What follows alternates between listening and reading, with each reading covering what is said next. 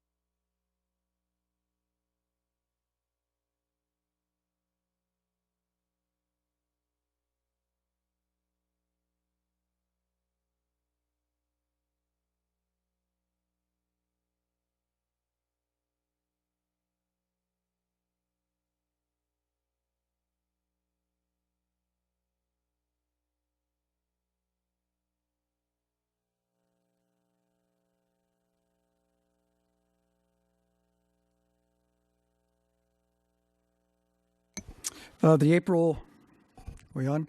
There we go. The April 14th regular meeting of the City Council will now reconvene. Can we have the roll call, please? The record will reflect that all members of council are present.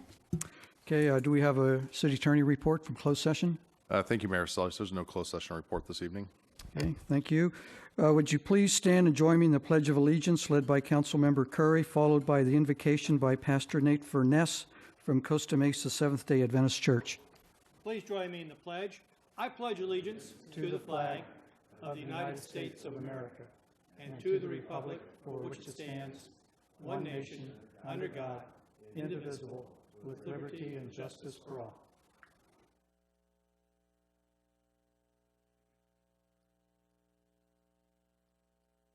Almighty God, may your presence fill this city. We have come here to speak, but most importantly, to listen. Our elected leaders do work necessary for this community, and we are grateful. We ask that their words be of you, filled with dignity and respect for all people. We ask that your purpose be demonstrated here this evening, your purpose of peace, compassion, and love for one's neighbor. And finally, our thoughts and prayers turn to our neighbors of Nepal.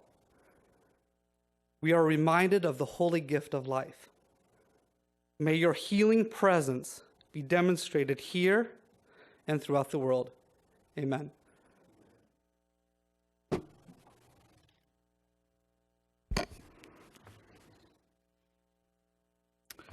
Okay, we have no presentations this evening, so Madam Clerk. Notice to the public, the city provides a yellow sign-in card to assist in the preparation of the minutes. The completion of the card is not required in order to address the city council. If the optional sign-in card has been completed, it should be placed in the box provided at the podium. The City Council of Newport Beach welcomes and encourages community participation. Public comments are generally limited to 3 minutes per person to allow everyone to speak. Written comments are encouraged as well. The City Council has a discretion to extend or shorten the time limit on agenda or non-agenda items. As a courtesy, please turn cell phones off or set them in the silent mode. Now is the time for City Council announcements or matters which council members would like placed on a future agenda. Councilman Piotr. Yes, I'd like to place on the agenda, the Orange County Tax Group is trying to get resolutions of councils in support of Prop 13 and having the legislature keep their hands off of it. I'd like to bring that back as a proposal for next time. Okay. Councilmember Petros. Thank you, Mr. Mayor. On, there we go. On Thursday the 7th, I had the honor of being part of the ribbon cutting of the new Harbor Day School parking lot. You might say, well, what's that got to do with much? Let me tell you that the drop-off and pickup at Harbor Day School has for years created a huge traffic snarl that would come all the way back off of Pacific View Drive down to Marguerite and back into San Joaquin Hills, Drive. As a result of this new parking lot, a collaboration between the city, the municipal operations department, and the school, we've now created a reservoir for more than 80 cars to queue during the morning and the afternoon, taking off those cars from this street. So the residents in the apartments, the residents around that area now will have free passage up and down that street as a result of this collaborative effort. Very good job between our Public Works, MOD, and the administration. Next, we recently opened Sunset Ridge Park, and as a result of the dealings with the Coastal Commission, we have the odd situation where we have a beautiful park and a magnet for use over on the west side and no place to park cars adjacent to it. In fact, because of the workings of the Coastal Commission, you now have to cross 8 lanes of traffic coming downhill with your son or daughter, cooler, chair, whatever it may be, to go and enjoy a soccer game or any of the activities over at that park. Utterly insane, unsafe, and ridiculous. To that end, for the past 2 years, I've been attempting to try and get our County Board of Supervisors, OCTA Board, and other legislators to start to work on a pedestrian bridge over that, connecting the existing parking lot to this park. And I'd like to turn it over to our Public Works Director, Mr. Webb, to give us an update on that. Thank you, Councilmember Petros. Yes, we just wanted to bring to your attention tonight that we are kicking off efforts to start looking at building this proposed pedestrian bridge on it.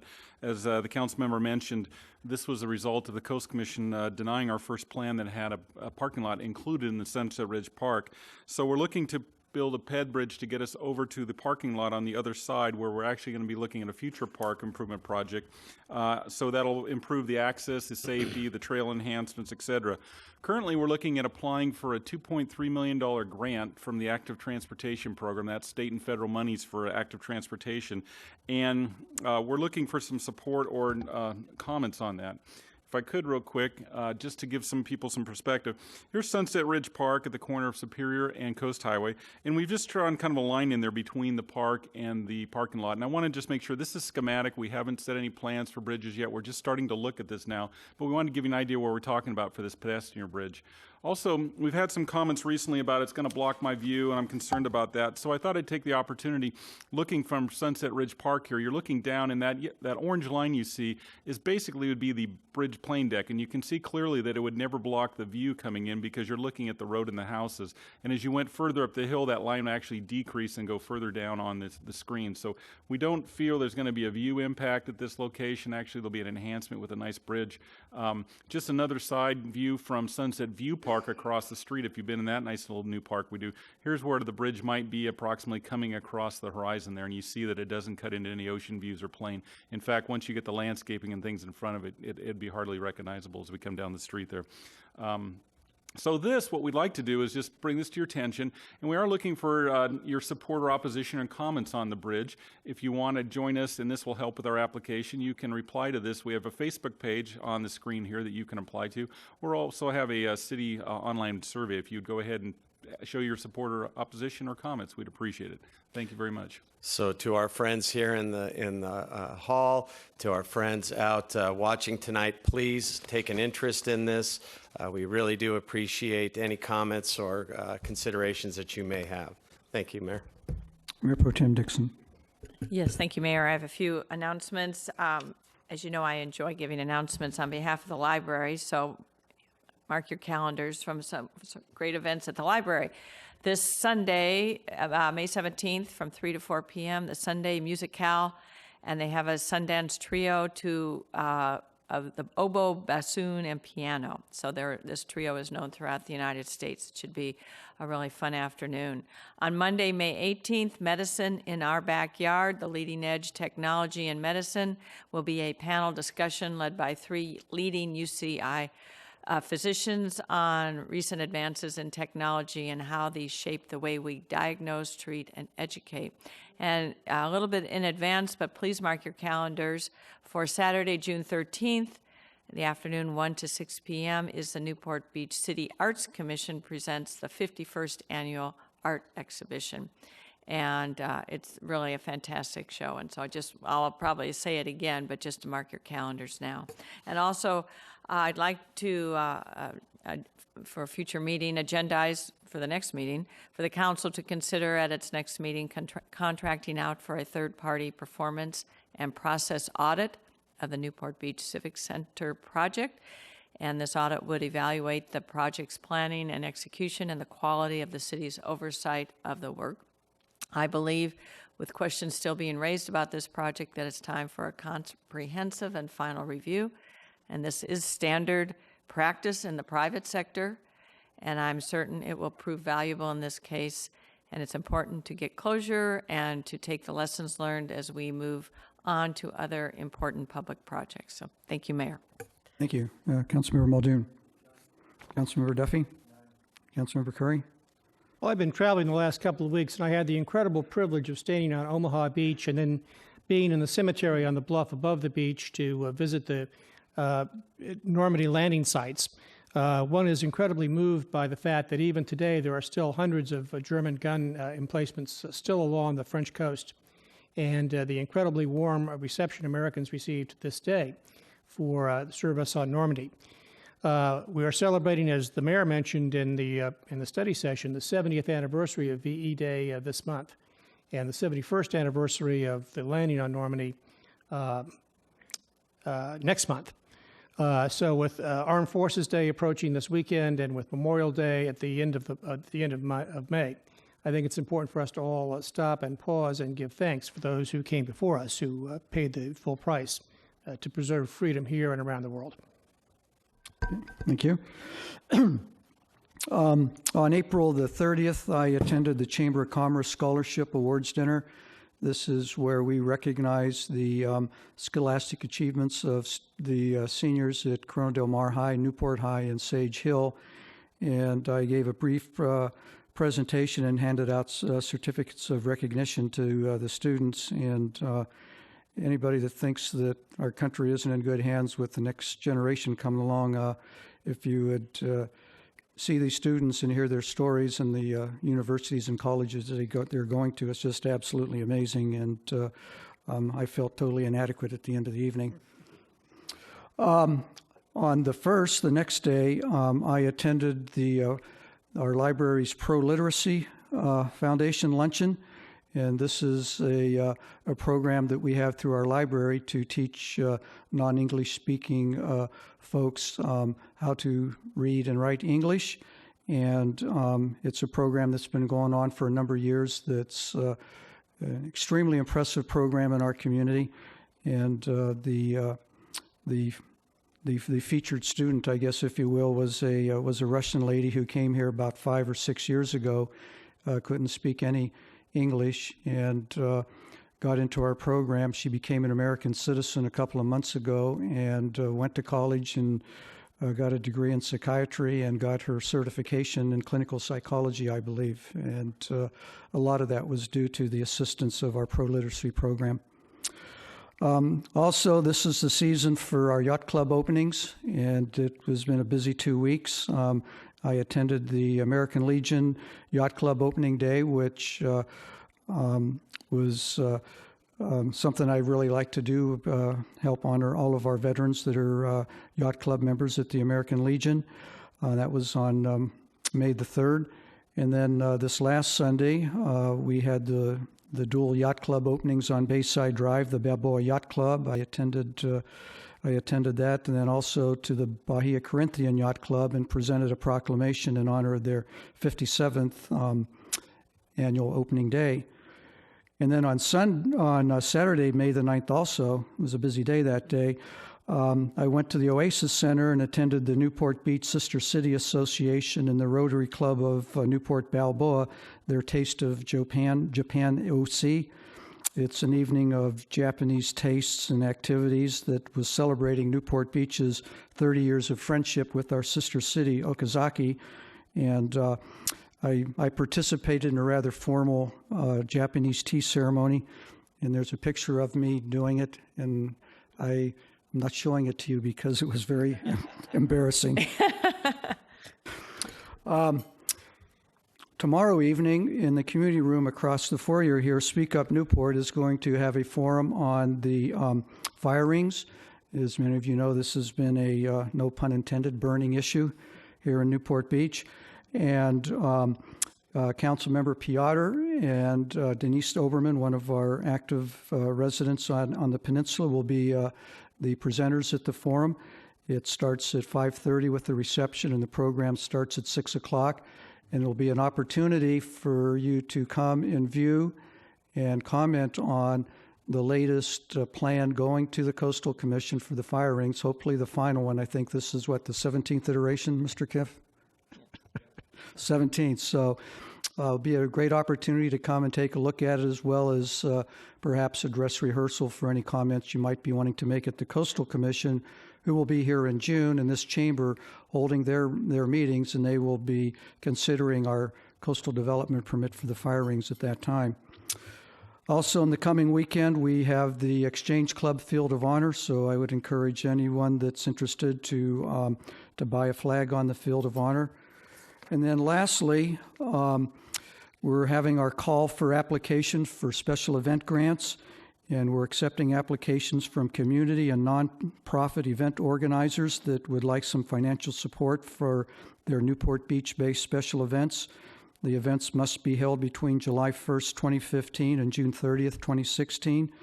And these grants are intended to help cover some of the costs associated with hosting their event in Newport Beach. And we encourage you to visit www.newportbeachca.gov/special events support for more information. And there's an online application to apply for a grant. And the deadline for this is Monday, June the 8th at 4 p.m. And that concludes my announcements for this evening. So with that, Madam Clerk. Public comments on consent calendar. This is the time in which council members may pull items from the consent calendar for discussion. Those are items 1 through 14. Public comments are also invited on consent calendar. Speakers must limit comments to 3 minutes. Before speaking, please state your name for the record. If any item is removed from the consent calendar by a council member, members of the public are invited to speak on each item for up to 3 minutes per item. All matters listed under consent calendar are considered to be routine and will all be enacted by one motion in the form listed below. Council members have received detailed staff reports on each of the items recommending an action. There will be no separate discussion of these items prior to the time the City Council votes on the motion unless members of the City Council request specific items to be discussed and or removed from the consent calendar for separate action. Okay, does any member of the public wish to comment on any item on the consent calendar, items 1 through 14? Mayor Selich and members of the council, my name is Jim Mosier. Speaking to you on the consent calendar generally seems about as futile as trying to stop a train by standing in front of it, but nonetheless, since you are in the budget review mode, I did want to speak or comment on items 5 and 6, which, as you may have noticed, initiate the renewal of the city's two so-called 1989 business improvement districts. And by comparison, I comment briefly on item 11, which has to do with the city's accounting for the pass-through of private instructor revenues. For those of you who are new to the bid renewal process, you are being asked tonight to approve, and possibly with modifications, an annual report for 2 districts, each of which sets out their plans and budget for the coming year, including how much the businesses in the districts will be charged. The members, in theory, have the next 2 weeks to review your handiwork tonight, and except in the highly unlikely event that a majority of those business owners show up to protest, on May 26, you will have the power to involuntarily impose on all the businesses in those districts the levy for the coming year. I cannot speak for what the bid members may want to see, but as a taxpayer, I would like to ask for more clarity as to exactly how much the taxpayers will be contributing towards these 2 operations. Neither of the budgets you have before you give me any confidence that they accurately disclose how much the taxpayer expense will be, particularly how much the administrative expenses the city is expected to pick up. And I further wanted to point out, since you're reviewing budgets, that if I electronically search through the city budget that you reviewed or heard about this afternoon to try to find the details of those expenses, I come up empty. In fact, the only reference to bids I can find in the entire budget detail is a line item that says the CDM bid gave the city $350,000 in the current fiscal year. I have no idea what that entry is about, but I find it unlikely because I don't see that mentioned in their annual report. In addition, because you're in the budget mode, I'd like to point out that unlike item 11 on the consent calendar, where you're seeing those instructor revenues in detail where they go into the budget and where they go out, I cannot find in the city budget where the bid levies are coming into the city budget and where they're going out. To me, that's a problem. They're apparently wrapped into some other line item that has a name that you wouldn't recognize. Finally, I would like to point out that both of the bid budgets approve that the money they receive will be tied in to the business license tax fees that they receive. And if, as some of you suggested, those tax rates are changed in the coming year, that's going to totally throw out of whack the budgets that you're reviewing tonight. Thank you. Thank you. Any other public comments on the consent calendar? Come forward, please. This is on the consent calendar, not general public comments. It is. I think I'm addressing item 13 on the consent calendar, the budget. I'm Jill Johnson Tucker, and I sit on the Board of Library Trustees, and I've been tasked by that board to look into the notion of a lecture hall at the library. Unfortunately, we have not, as a board, voted on that yet. We're going to be voting on that on Monday. We discuss it every month at our meetings. The foundation, which is the major fundraising group for the library, has voted on it. And what they have asked, and what I hope the library board will vote on Monday, is to ask that a simple feasibility study be done to determine if there is a location within the grounds of the library to build a simple, rather intimate lecture hall that would seat about 300 people, similar to one that we saw on a road trip to San Diego about a month ago. And that's something that the library has felt for a long time would be a good addition. I'm speaking generally, I'm not speaking for everybody, but the quality of the lectures, the quality of the seminars that we put on are top notch. The Friends Room is a little weak for some of the programming that we have. I've sat before in the back of the Friends Room when a program's gone on and haven't been able to enjoy the lecture. Had to stand throughout. I know most of you are familiar, and Councilmember Dixon, thank you for your shout out for the kind of programming that we have at the library. I think that it warrants a better lecture hall, but honestly, I'm not positive how it would fit on the site. I've done a little bit of study myself, but so as you move forward in talking about the budget, I think you're voting on it in a couple weeks. My hope would be that you keep in mind that on Monday, the Board of Library Trustees will be voting, and I hope that they'll vote that you set aside a little bit of funding to have an architect help us determine if there's any location on the library for a small lecture hall. Thank you. Okay, thank you.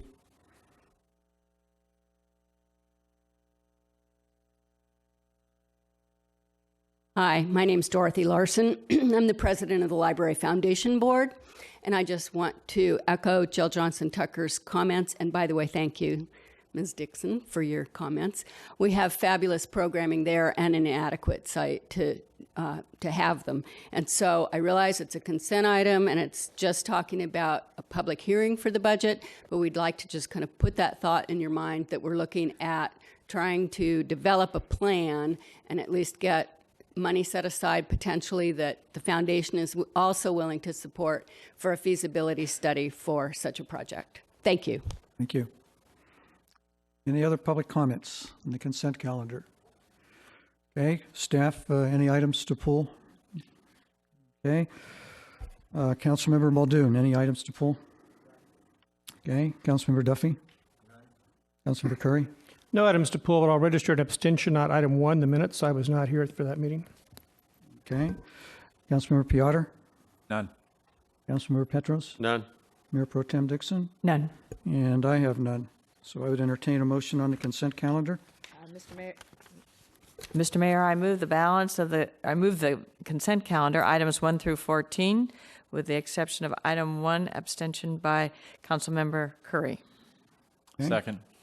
Okay, please vote when the screen comes up. Does the motion also include the amended resolutions for item 5 and 6, Resolution 31 and Resolution 2015-32? They were distributed today. Just slight amendments. The second does. Okay. Maker of the motion, accept the Diane. amendments to the resolutions. The There's- revised there's- resolutions an 5 and amended- 6 that were on our dais. Oh, I apologize. Okay.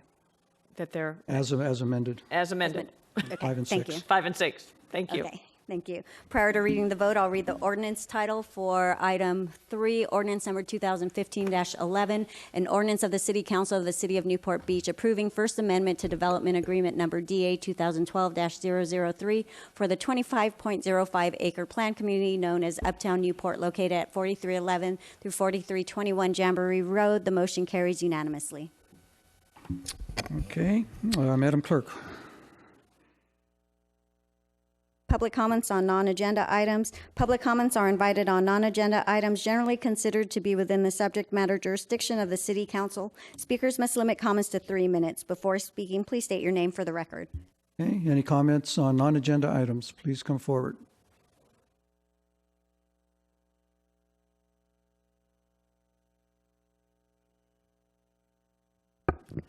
My name is Jim Destor, and I'm here to talk about a very mundane little item, a parking ticket. And I'm not complaining about the ticket. I tried to pay the ticket online, and the email address to which my money went was called Revenue Help at Newport Beach, California. I really think it's a little tacky to have that kind of an email address for parking tickets. That's all. Maybe we're just trying to help you, Jim. Okay, any other public comments on non-agenda items? Please come forward. Hi, I'm Mike Glenn, resident of Balboa Peninsula. I have a couple of things, so I'll try to make them quick. Tony Petros, you mentioned Sunset Ridge Park. We didn't have a parking lot with that, and that was the fault of the California Coastal Commission. I've heard that a lot coming from the city. What we're being asked to believe in that case is that we built a $30 million park without knowing where a parking lot was going to be. I think that we definitely deserve some of the blame for that. And though I love blaming the Coastal Commission as much as anybody else, I think it's unfair in this particular situation.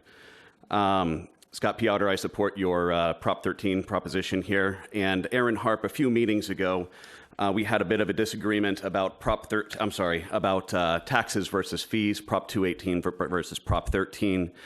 I went and as you said, that the dock tax was a rent and not a tax and not a fee either.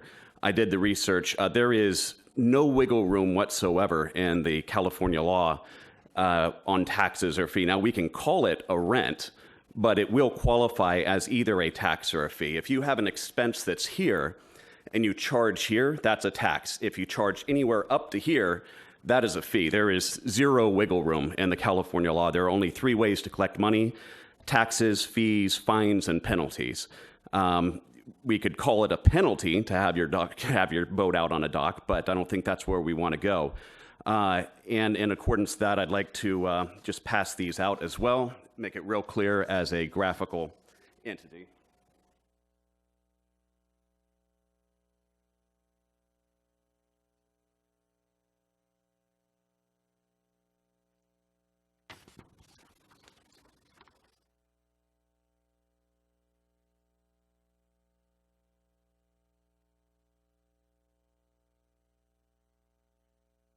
And the third and final thing on the list, Diane Dixon, you have called the peninsula a nuisance area and also a high crime area. I was contacted by a real estate agent on Balboa Peninsula concerned about those claims and about what we're doing to address these problems that have been proclaimed. Their concern was whether or not we are going to need to use disclaimers to sell property, which is something that I had not considered. I called the, knowing nothing about that, called the California Bureau of Real Estate And they emphatically said, yes, you absolutely need to disclose high crime area and nuisance areas. In fact, those are set into the code specifically. So I'd like to revisit whether or not we think these are high crime areas or nuisance areas, because that would have a significant impact on property values on the peninsula. Thanks. Thank you. Did you want to comment on that, Mr. Harper, at all? I mean, I'm guessing the Balboa Bay Club considers the $3 million a year they pay us rent. City rents a lot of property. We consider what we're charging to be rent. I think we're going to just have to agree to disagree, but I appreciate your time. And Mr. Mayor, let's not forget that when we did submit the plans for Sunset Ridge Park, we did propose a parking lot. We knew precisely where it was, and the Coastal Commission moved it. Thank you. You're right. All right. Thank you. Any other public comments? Okay. Seeing none, we'll move on to oral reports from city. Hey, got to move quickly. Got a lot of folks here tonight. State your name, please. My name is Lori Texter, and good evening, Mayor and council members. I am here to speak about the Hickson Metal Finishing Company located at 829 Production Place in Newport Beach. If anyone would like more information about this ongoing problem, please see the front page Orange County Register article online, the Monday, May 11th issue. First, I'm very shocked that a company that has been emitting highly toxic hexavalent chromium into the air for decades is allowed to do business in such a highly populated residential neighborhood. Hexavalent chromium is a highly toxic form of metal chromium that this company uses in its metal plating business. It's a well-known human carcinogen when inhaled, causing lung cancer, and can cause gastrointestinal cancer when ingested in drinking water. It's also known to damage your DNA and causes chromosomal aberrations. Hickson Metal Finishing Company is surrounded by large apartment complexes, townhomes, condos. The Seacliff Homes development and the Carden Elementary School is within close walking distance, and it is close to the new Coastline Community College. The Newport Villa apartments are directly adjacent to the 5 buildings Hickson does business in, and the apartment pool, back patios, and open windows all face the 5 buildings. My adult son has lived just steps away from this business for 8 years, thinking he would pay a premium for the clean ocean air, and instead he is breathing hexavalent chromium. Would any of you want your kids to be breathing it? Would you want your grandchildren to be playing outside at Camden Elementary School breathing it? This business is also located next to, of all things, a catering company and cafe where they prepare and serve food for Newport residents for their parties and weddings, where people sit outside eating breakfast while they unknowingly breathe the toxic emission hexavalent chromium from the Hickson Company next door. Without air conditioning, the doors to the Hickson Company are wide open and the floors swept with toxic particles, most likely ending up outside this facility. In addition, hexavalent chromium can seep into the water supply, as witnessed in the PG&E case with Aaron Brockovich, resulting in one of the largest settlements paid in U.S. history. This business had a significant fire years ago in which extremely toxic cyanide was released in smoke and a firefighter died. The roof caved in and it ruptured containers. Toxic water flowed into city sewers before berms were erected. The blaze is considered one of the worst hazardous material fires in Southern California history. How is the city of Newport protecting its residents by allowing this totally incompatible zoning situation? Does this situation contribute to Newport Beach's livability, vitality, and image? Can the city see any serious liability issues here? This company creates a significant hazard to the public with its current toxic and hazardous release of emissions into the environment. The hazardous emissions are also emitted within a 1/4 mile of Camden Elementary School where children play outside. I'm asking the City Council to notify the residents in this area of Newport Beach, as well as the parents of children of Camden Elementary School, to the hazards this company poses to its residents. I'm also asking the City Council for a community meeting within a month. This is a dangerous facility. They have been consistently in non-compliance, and it is clearly incompatible for this location. I'm asking that this business be moved out of this residential location where it is endangering lives and where it does not belong. Thank you very much. Thank you. Mr. Mayor, Kim has some information for you and for the public. Yes, good evening. I'm Kim Brandt, Community Development Director, and we have been in contact with the South Coast Air Quality Management District regarding Hickson Metal Finishing located on Production Place. The Air Quality Management District is the enforcement agency in regards to any type of air quality emissions that are deemed hazardous. The Hickson Metal Finishing Company is not in compliance with the state regulations for these types of emissions and are required to come into compliance. The Air Quality Management District will be holding a community workshop in June. All of the residents and the schools and all the other significant, or I would say sensitive receptors in the area will be notified of the community meeting, and there will also be public notices that will be sent out on a regular basis. We are aware of the situation, and we are coordinating with the Air Quality Management District as they are resolving it. Okay, thank you. Okay, any other public comments on non-agenda items? All right, so we'll move on to oral reports from City Council on committee activities. Councilmember Piotr. None. Councilmember Petros. None. Mayor Pro Tem Dixon. None. Councilmember Muldoon. Councilmember Duffy. None. Councilmember Curry. The Finance Committee had a very productive meeting yesterday reviewing the budget. It has another meeting coming up in June. I invite you all to come out and hear what we're doing, but I was very pleased with the results yesterday. Okay, thank you.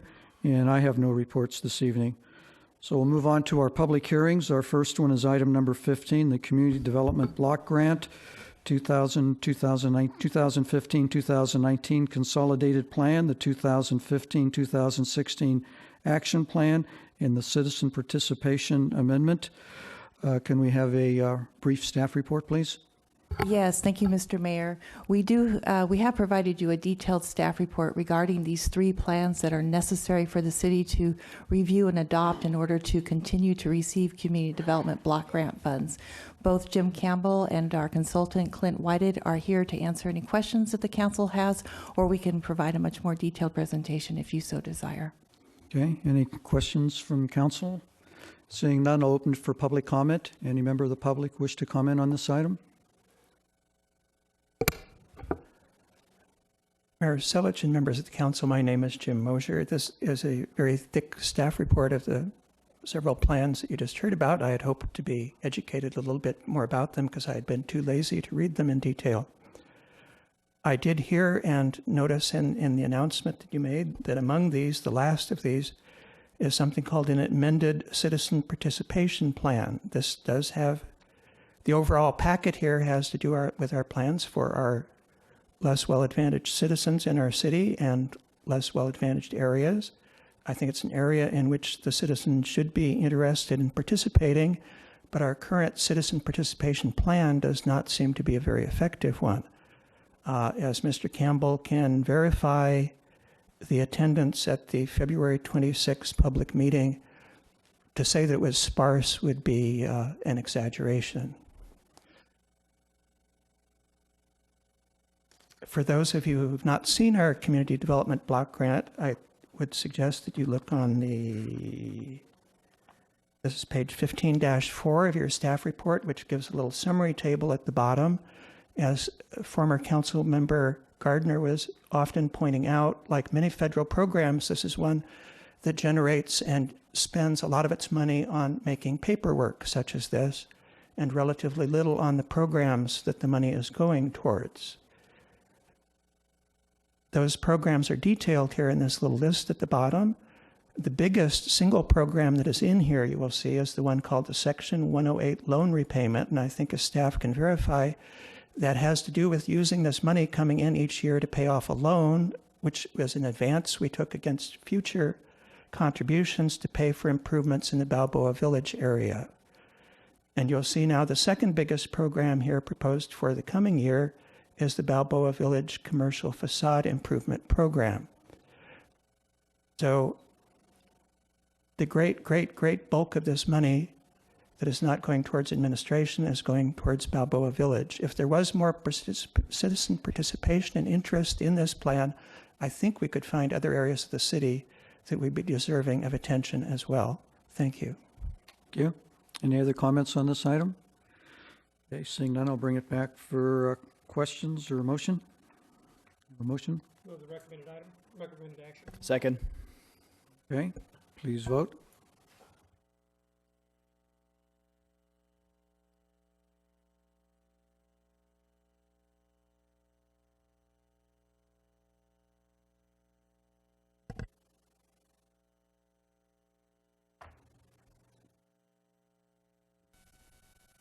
The motion carries unanimously, 7-0. Okay.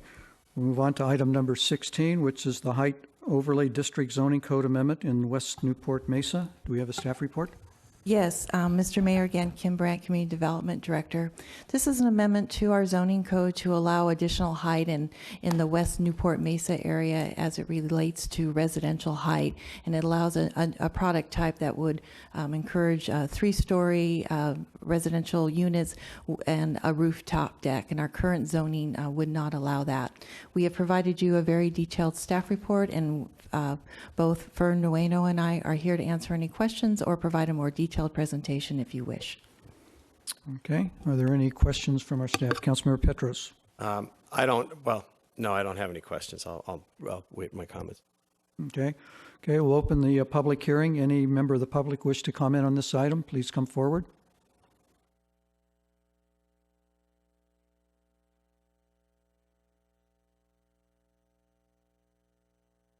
Mayor Selich and council members, my name is Dorothy Kraus, and I believe that letters from SPAWN sent to you, staff, and the Planning Commission are included in your agenda packet. I'd like to take a few minutes of your time to highlight SPAWN's recommendation for action on this item as outlined in these letters. SPAWN requests that a comprehensive plan for a cohesive neighborhood with public amenities be prepared before consideration of the proposed Height Overlay District Zoning Amendment for the West Newport Mesa Statistical Area 2. Most of Newport Beach is considered special because of its villages, each of which has certain designs, amenities, and characteristics that make the residents take pride in the area where they live, and in fact fulfill many of the features called for in new planning practices. The West Newport area is bounded already by very heavily traveled streets and intersections, and yet there is no design or community plan that will allow the increasing residential population to provide for most of their needs within a short distance of home. The West Newport Mesa area should become a place where the design features of the whole area make for a livable community with appropriate facilities included so as to fulfill the requirements of new planning laws calling for more walkable, livable, sustainable areas where people don't have to or want to get in their cars for every need. There are many references to the West Newport Mesa area in various elements of the general plan. All lead to the conclusion that a specific area plan or some variation of cohesive planning is needed and wanted and referred to often in city documents. Please consider SPAWN's suggestion in the interest of, once again, keeping Newport Beach as a leader in good planning practices. Thank you for the opportunity to comment on this item. Thank you. Next speaker, please. And I'll jump up at once. Go. Mayor Selich and members of the council, my name is Jim Mosier. I would like to say I agree with the SPAWN comments that we should, as the general plan recommends, have a more comprehensive specific area plan for this area. And when and if that plan was prepared, it may or may not be apparent that we need, as part of that plan, to have this increased height in this area. At the Planning Commission meetings that I attended, I saw the pictures of this product, and one of the reasons claimed, I believe, for needing the increased height was you needed that to get ocean views. The simulations I saw did not convince me that the height was actually needed for that.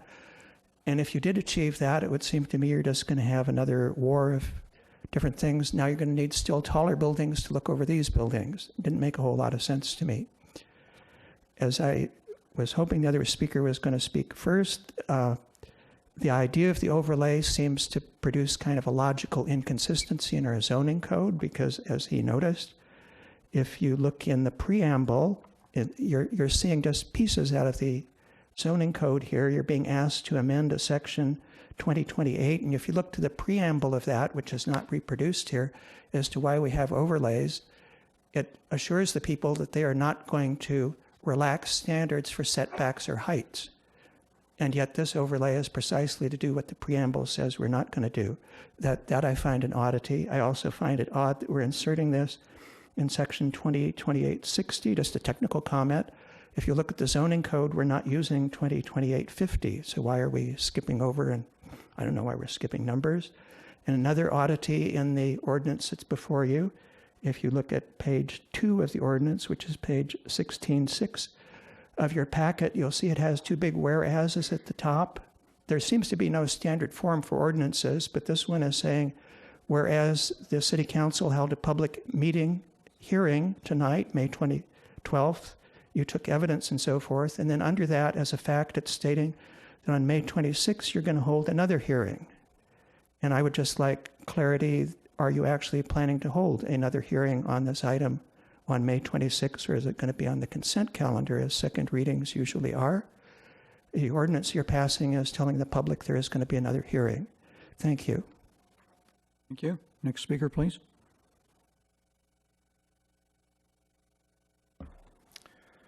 Good evening, Mayor, members of the City Council. My name is David Seishi. I'd like to expand on Mr. Mosher's comment regarding Section 2028.01, which reads, all development shall comply with the applicable development standards, e.g. setbacks, height of the underlying zoning district, in addition to the standards provided in this chapter, if any. If situations where an inconsistency occurs between the development standards of the underlying zoning district and the standards in this chapter, the most restrictive standards shall prevail. The proposed modification may be pursuant to subsection 2028.060, but it is not compliant with section 2028.010, which this section obtains its authority. How does the city reconcile this inconsistency between the purposes of overlaying districts, as currently defined in the code, are to implement more restrictive requirements and not to lessen restrictions? Since the underlying development standards in the RM and RMD zoning district's height limit area require a maximum of 32-37 height, and the overlay district allows up to 40-45, you have a catch-22. The more restrictive code should prevail. The second point I'd like to make is regarding paragraph 8 of Resolution 1977 from the Planning Commission. It states that a public hearing was held. While a public hearing may have been held, I assert that a public hearing was not held with respect to Exhibit B of Resolution 1977.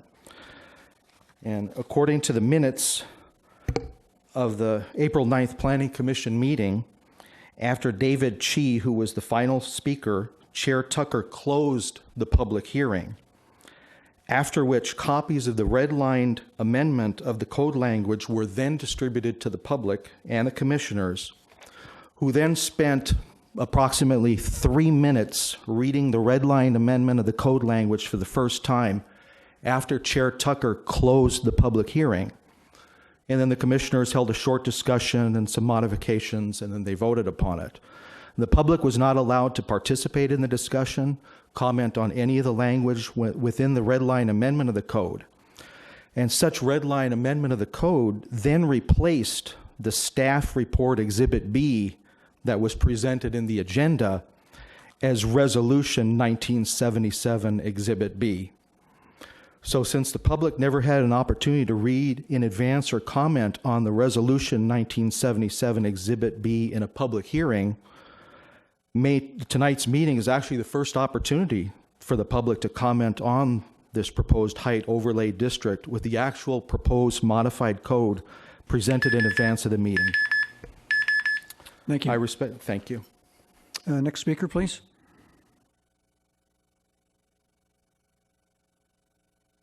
Good evening. I'm June Mayer, and you have seen me here before. I am a proud resident of the unsinkable Ebb Tide Mobile Home Park. Once again, here to tell you a little bit of trivia.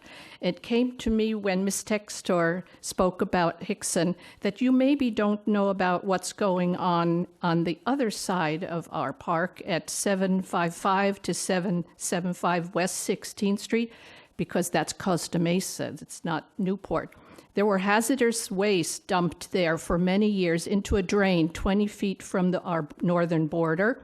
The drain had a pump. However, the businesses are now closed. What does that mean? No electricity. When we have heavy rains, we have what we like to call the mini back bay forming. It gets so big that it overflows at the east side, creating such a huge lake over on our side that people have to wade through it to get to their cars. Guess what? This particular case is still open. It has never been closed for years and years and years, and nobody seems to know why. That brings me to my conclusion. The 3 stories with the rooftop deck really sounds like a wonderful thing. I might like to move there myself, if I could afford it. However, why are we not doing an environmental impact review about this project? You've just heard about a major issue with Hickson. Now I'm telling you about the other one that's on the other side.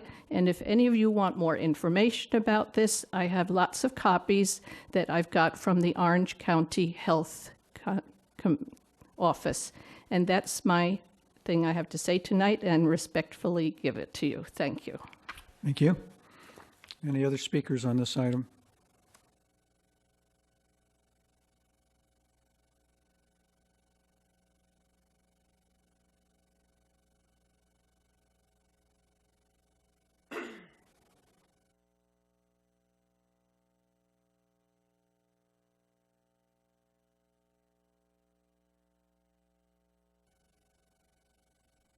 Good evening, Mayor Selich and council members. My name is Santi Kumjam, and I represent the applicant on a proposed project within the West Newport Mesa area. When we first looked at property in the area, our thought was, why not design a home that maximizes one of Newport Beach's most precious resources? Why not provide a home that takes advantage of the potential wonderful and beautiful views available in the West Newport Mesa area? Well, the home that does that is a 3-story home with a rooftop deck. And therein lays the problem. That 3-story rooftop deck home requires about 38 feet in height. This type of home that I can assure you buyers in the city are clamoring for does not adhere to the height restrictions of the current RM zoning code, even though there are numerous structures within the immediate vicinity that exceed 37 feet in height. This amendment does not decrease parking requirements, it does not increase floor area ratios, and it does not increase density. On the contrary, it's harder to achieve the maximum density and more parking is required. But this amendment does significantly increase street enhancements. For example, our proposed project would go from 5 feet of landscape setback from the right-of-way, and this is the current condition here, so you can imagine 5 feet from the back of sidewalk, to 15 feet, providing for a significantly richer street scene. This amendment does significantly increase common open space requirements. For example, our proposed project, would go from not being required to provide space for a pool area to something more like this, which would require a pool, a spa, outdoor kitchen. So, in a nutshell, this amendment is not out of context for the area, does no harm, yet provides benefits to both future residents and the city. And lastly, I'd like to thank Councilmember Petros for his leadership in spearheading an amendment which will provide benefits to both the city and its future residents. Thank you. Thank you. Any other speakers? Okay, seeing none, I'll bring it back to council. Councilmember Petros? Yeah, Mayor Selich. I was the proponent behind this effort because I did see a lot coming down the pike. There's been a lot of redevelopment in the Costa Mesa area, which is providing a great deal of affordable housing in that community. But there's much about that housing that I don't find to be in the spirit of a Newport Beach village, and I want to thank Ms. Kraus for her comments. With that in mind, the applicant was gracious enough to sit down with the city and really work to create a model that we can move forward with. And I want to thank you, Mr. Cumgen, for working with us and being that kind of developer who sees the long view. With that in mind, exactly what Mr. Cumgen said will come to pass. Setbacks are greater now. Where they were 5, they are now 25 feet with the opportunity to put a wall or a hedge within 10 feet of that. Open space and on-site amenities go up 100 feet a unit, so that whereas new development would not have had to put in any type of space for the resident, they will now. Sidewalks will be put in now. And I think that all will make this a Newport Beach neighborhood and a Newport Beach village. But I want to come back to something that Ms. Kraus said, and I think that while this goes a long way on the private side and on their new development side, we do need to go farther.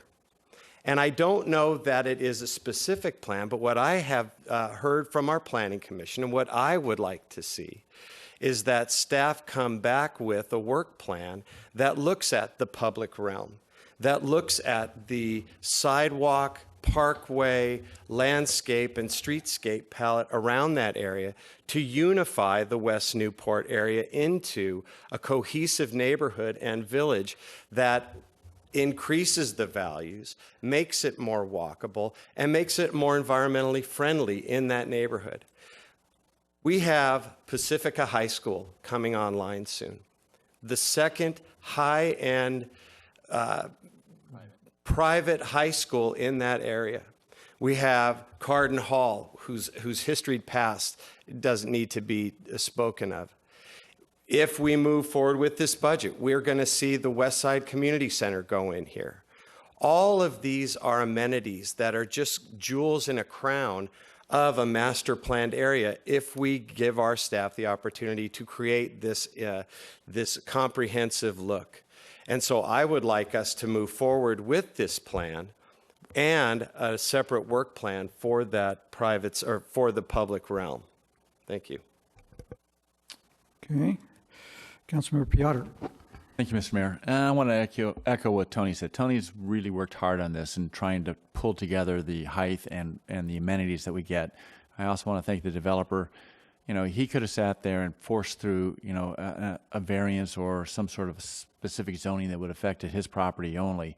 And he instead worked with us to work on more of an area-wide zoning that will improve the whole area. And I agree with you, Tony, that we need to pursue master streetscape plan so that we have that kind of a master plan so that as these sites get developed, they can build their share and we will eventually get a nice cohesive neighborhood. So I look forward to this project. Thank you. Okay. Thank you. Any other comments? We have a motion? Mr. Mayor, I'd like to move the recommended action that the project be found categorically exempt, that we introduce ordinance 2015-12, and I'll allow the city clerk to read that.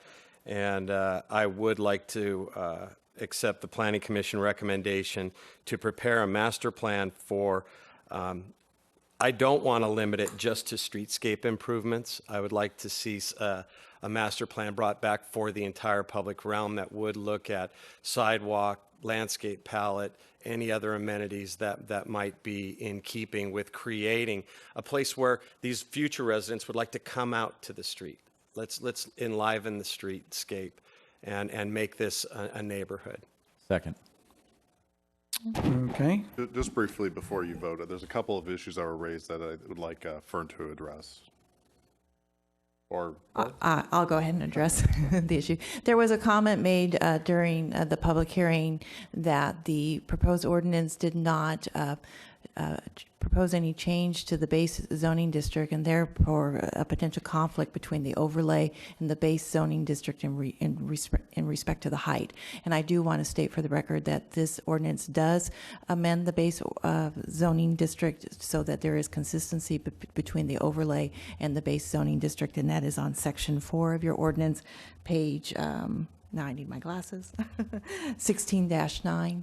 The other comment is that the resolution 1977 that was adopted by the Planning Commission was not available for public review prior to the public hearing.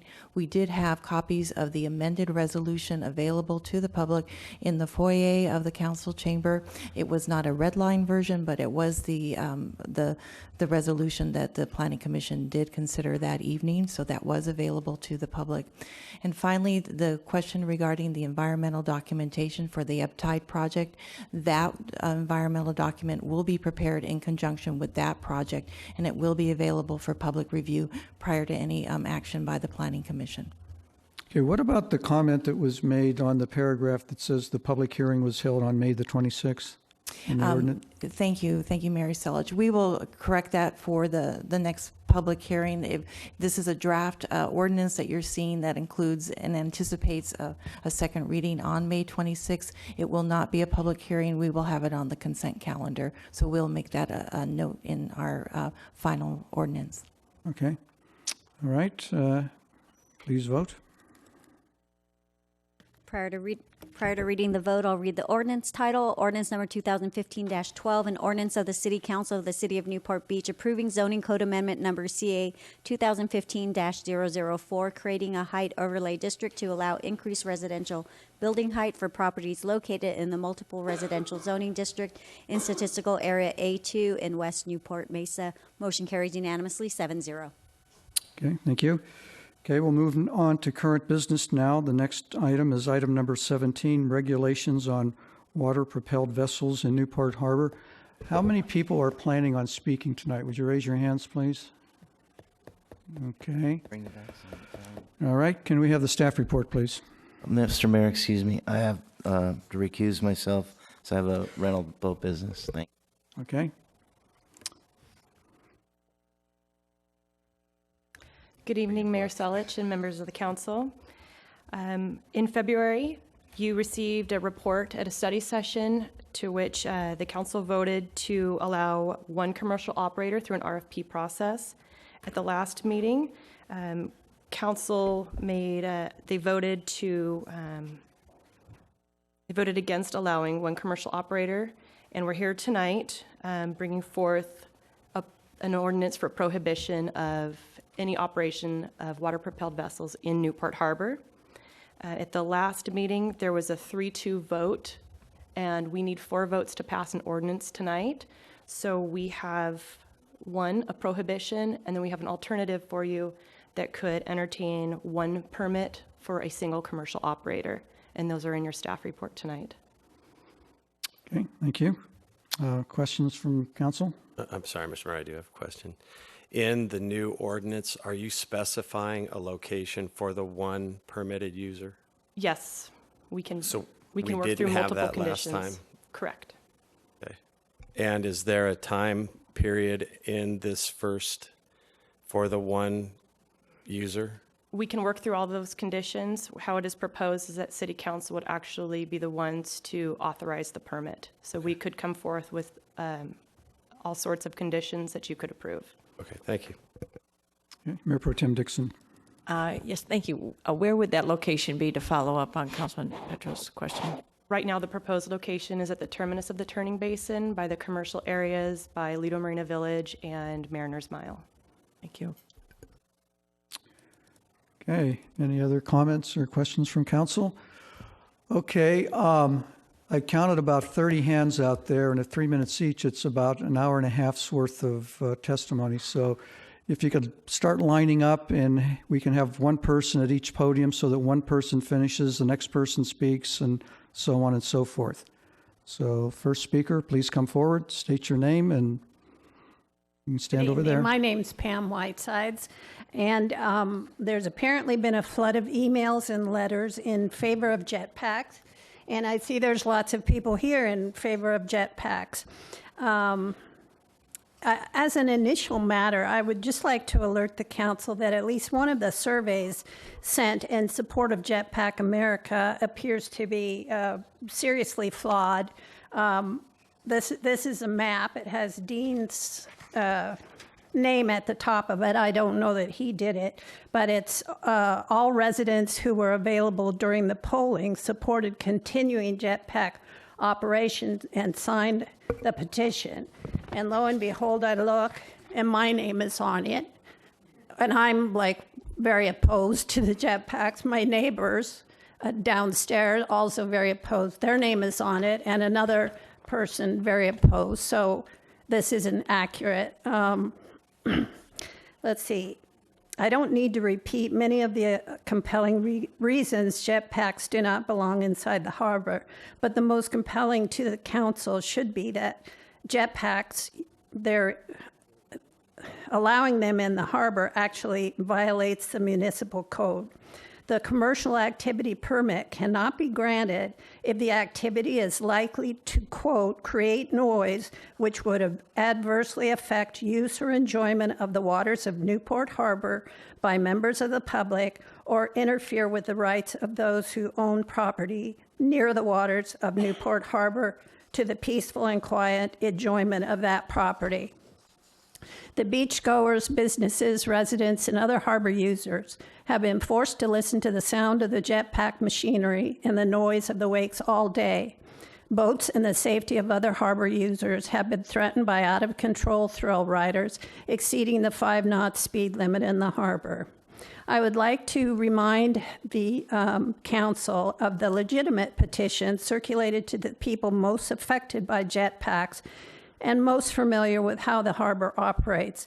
It is signed by over 150 Newport Beach property owners, residents, local business owners, owners of marine businesses, harbor workers, yacht club members, sailing club members, sailing program directors, past harbor commissioners, boaters, professional yacht captains, marine insurance brokers, owners of the 2 largest shipyards in Newport, kayakers, people who use SUPs, and other harbor users. Add to these the unanimous vote of the harbor commissioners who determined jetpacks don't belong inside the harbor after studying the many issues for months. I respectfully ask that you ban jetpacks in the harbor, and since Jetpack America claims jetpacks work just fine in moderate seas, ask them to take the customers out past the jetty where they won't be able to harm or harass humans. They may still probably scare away the marine mammals and fish, but that's another argument. Thanks. Thank you. Hello, I'm Melinda Herndon. I'm a long-term resident of Corona del Mar, a boat owner, and a yacht club member. So I fit most of this young lady's categories, and I love jetpacking.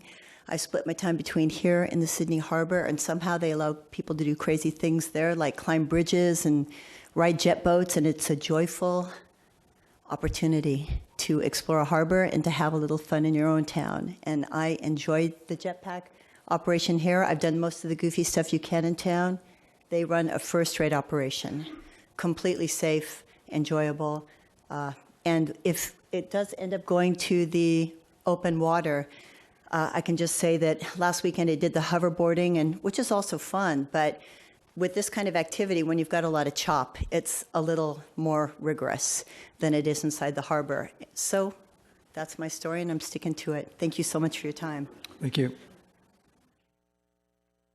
Hi, Mike Glenn, resident of Balboa Peninsula.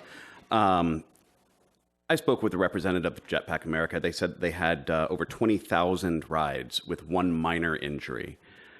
Safety is not a concern here. They've never had a collision with any other vessel. They've never had a wake ticket.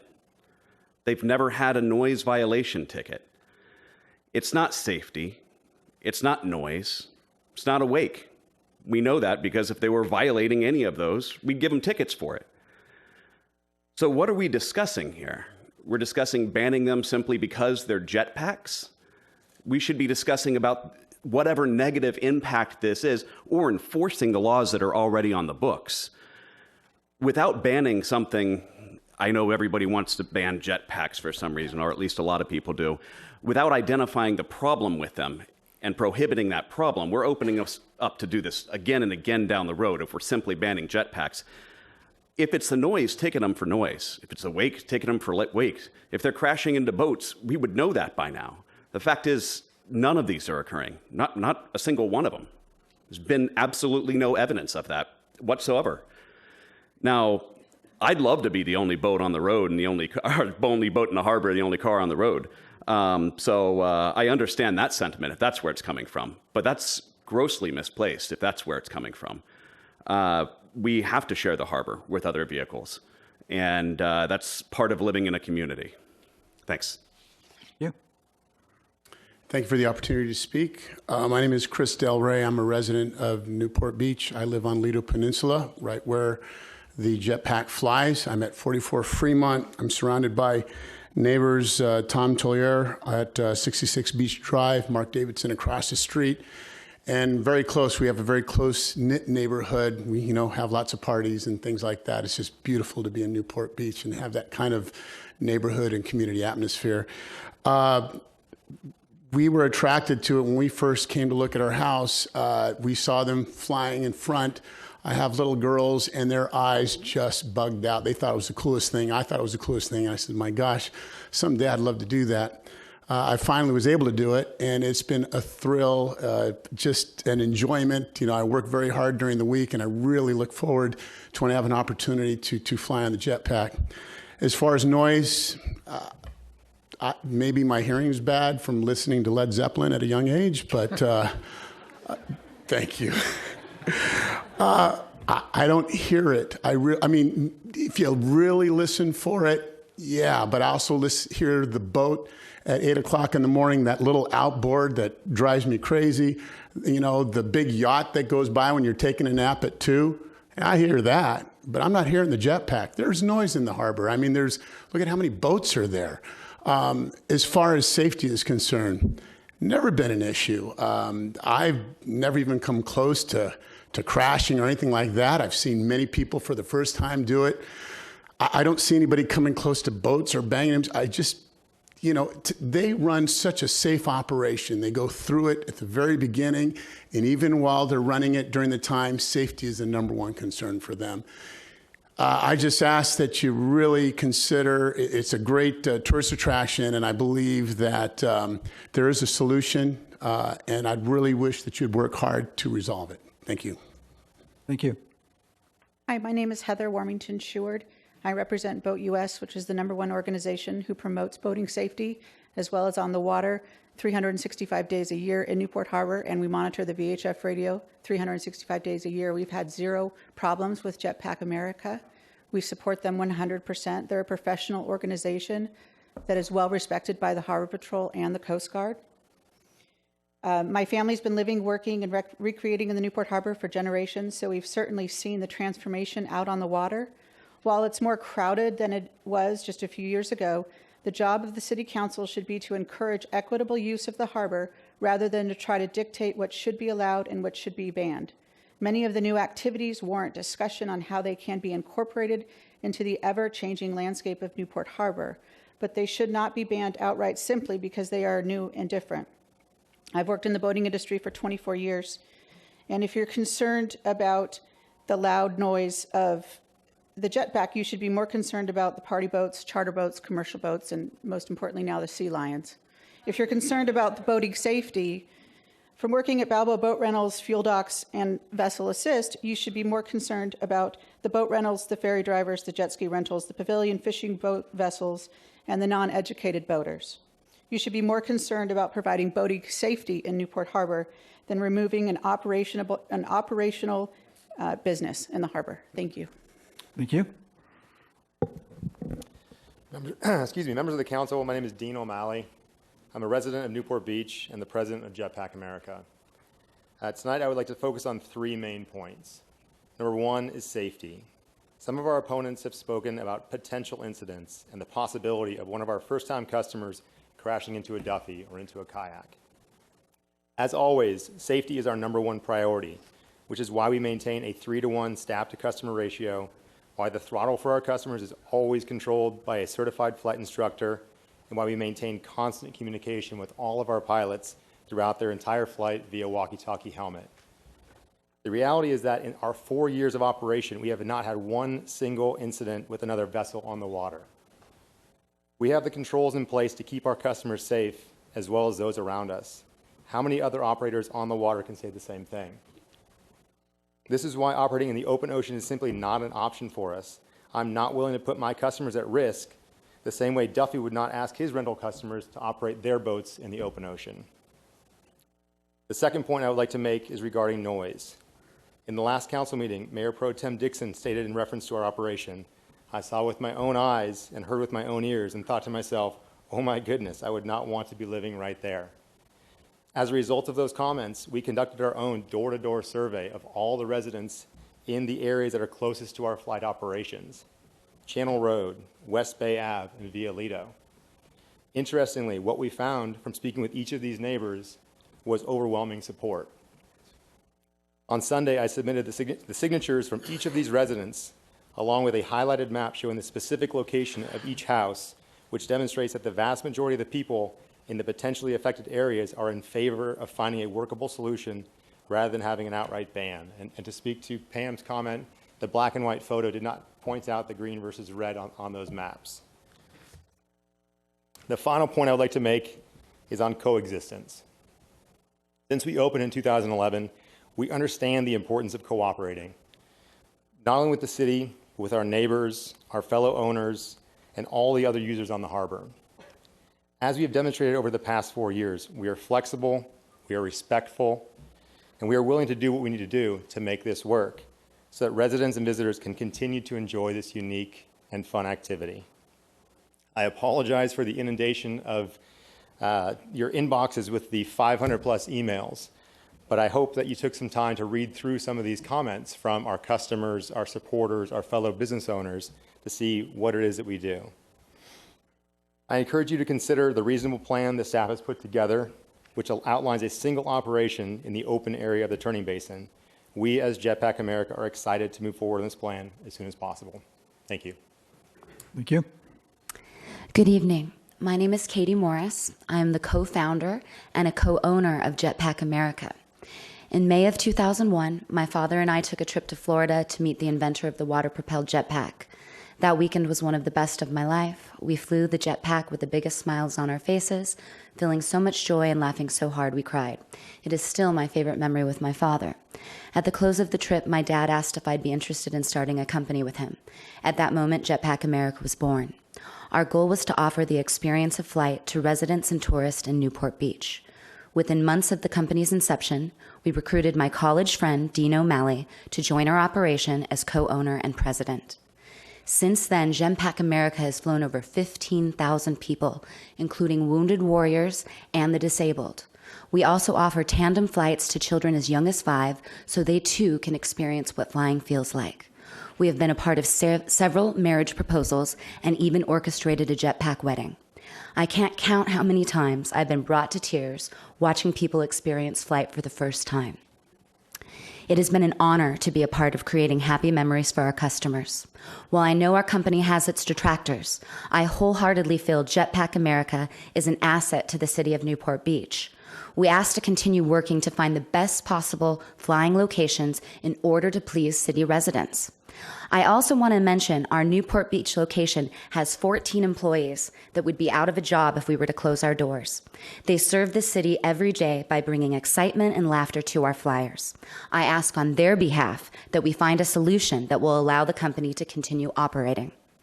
As I was preparing to speak to you today, I couldn't help but recall a scene from the movie Footloose, where the main character implored the city council to allow dancing in their city. I see the parallels in what we're asking you to do today. Allow us to continue bringing joy to everyone who has ever dreamed of flying. Please help us save Jetpack America, and please support the experience of personal flight. Thank you. Thank you. Go ahead. Council members, my name is Tabitha Lipkin, and I want to thank you very, very much for your time tonight. As an employee of Jetpack America for the past 2 years, I do completely understand your concerns when it comes to safety, But no, the entire backbone of this company is built on keeping people safe and inspiring people and making sure that they feel excitement in a way that they may not have known before. As you just heard from our president, Dean O'Malley, and from Katie Morris, they have always instilled the importance of keeping our customers safe, as well as the people around who may just be observing or passing through. As instructors, we go through weeks of extensive training, and we absolutely do not let someone fly unless we feel they meet our standards. Just to walk you through that process a little bit, a new customer is always prepared and trained at least an hour before their flight. We actually physically sit inside the office in a pack and show them how their movements affect flight, how we, the instructor, can control their throttle, as well as how we keep in constant contact with them through walkie-talkie helmets. The customer is then taken out on the water where they must perform a swim test. If they can't manage themselves in the water to our standards, strapped into a jetpack without power, unfortunately for them, we do not allow them to fly. From there, we gradually work with our customers based on their comfort level to ensure flight with a stable throttle level, as well as a safe distance away from other people, boats, or the jetpack unit itself. The true beauty of this business, though, is the employees who work at Jetpack America. The same people who will all potentially be losing their jobs if you don't vote to extend the operation. We don't do this for money. We really don't. We do this for the people, and we love making people happy. And that even goes for those who may not be completely on board for what our company does. Jetpack America is a dream job with a dream team whose only goal is to excite people and help them experience something they may not have dreamed they could have ever done. For example, we work with organizations like the Wounded Warriors and fly our heroes who have returned home after long tours. And I can tell you, you haven't felt true joy until you've seen the smile on a face of a hero wounded in battle fly a jetpack and thank you as they look at you, because they've finally felt some adrenaline and something they haven't felt in a long time. And that's just one of many cases. In fact, we fly grandmothers, grandchildren, and everyone in between. As a tandem operation, we can even offer our services to those who are disabled or those who would never be able to fly themselves. Our business is growing and ready to thrive. This isn't the first time the council has considered to ban our operation, but I really hope it's the last. We have complied with everything the council has asked, and given the opportunity, we will continue to work together with you and to make you and all parties happy.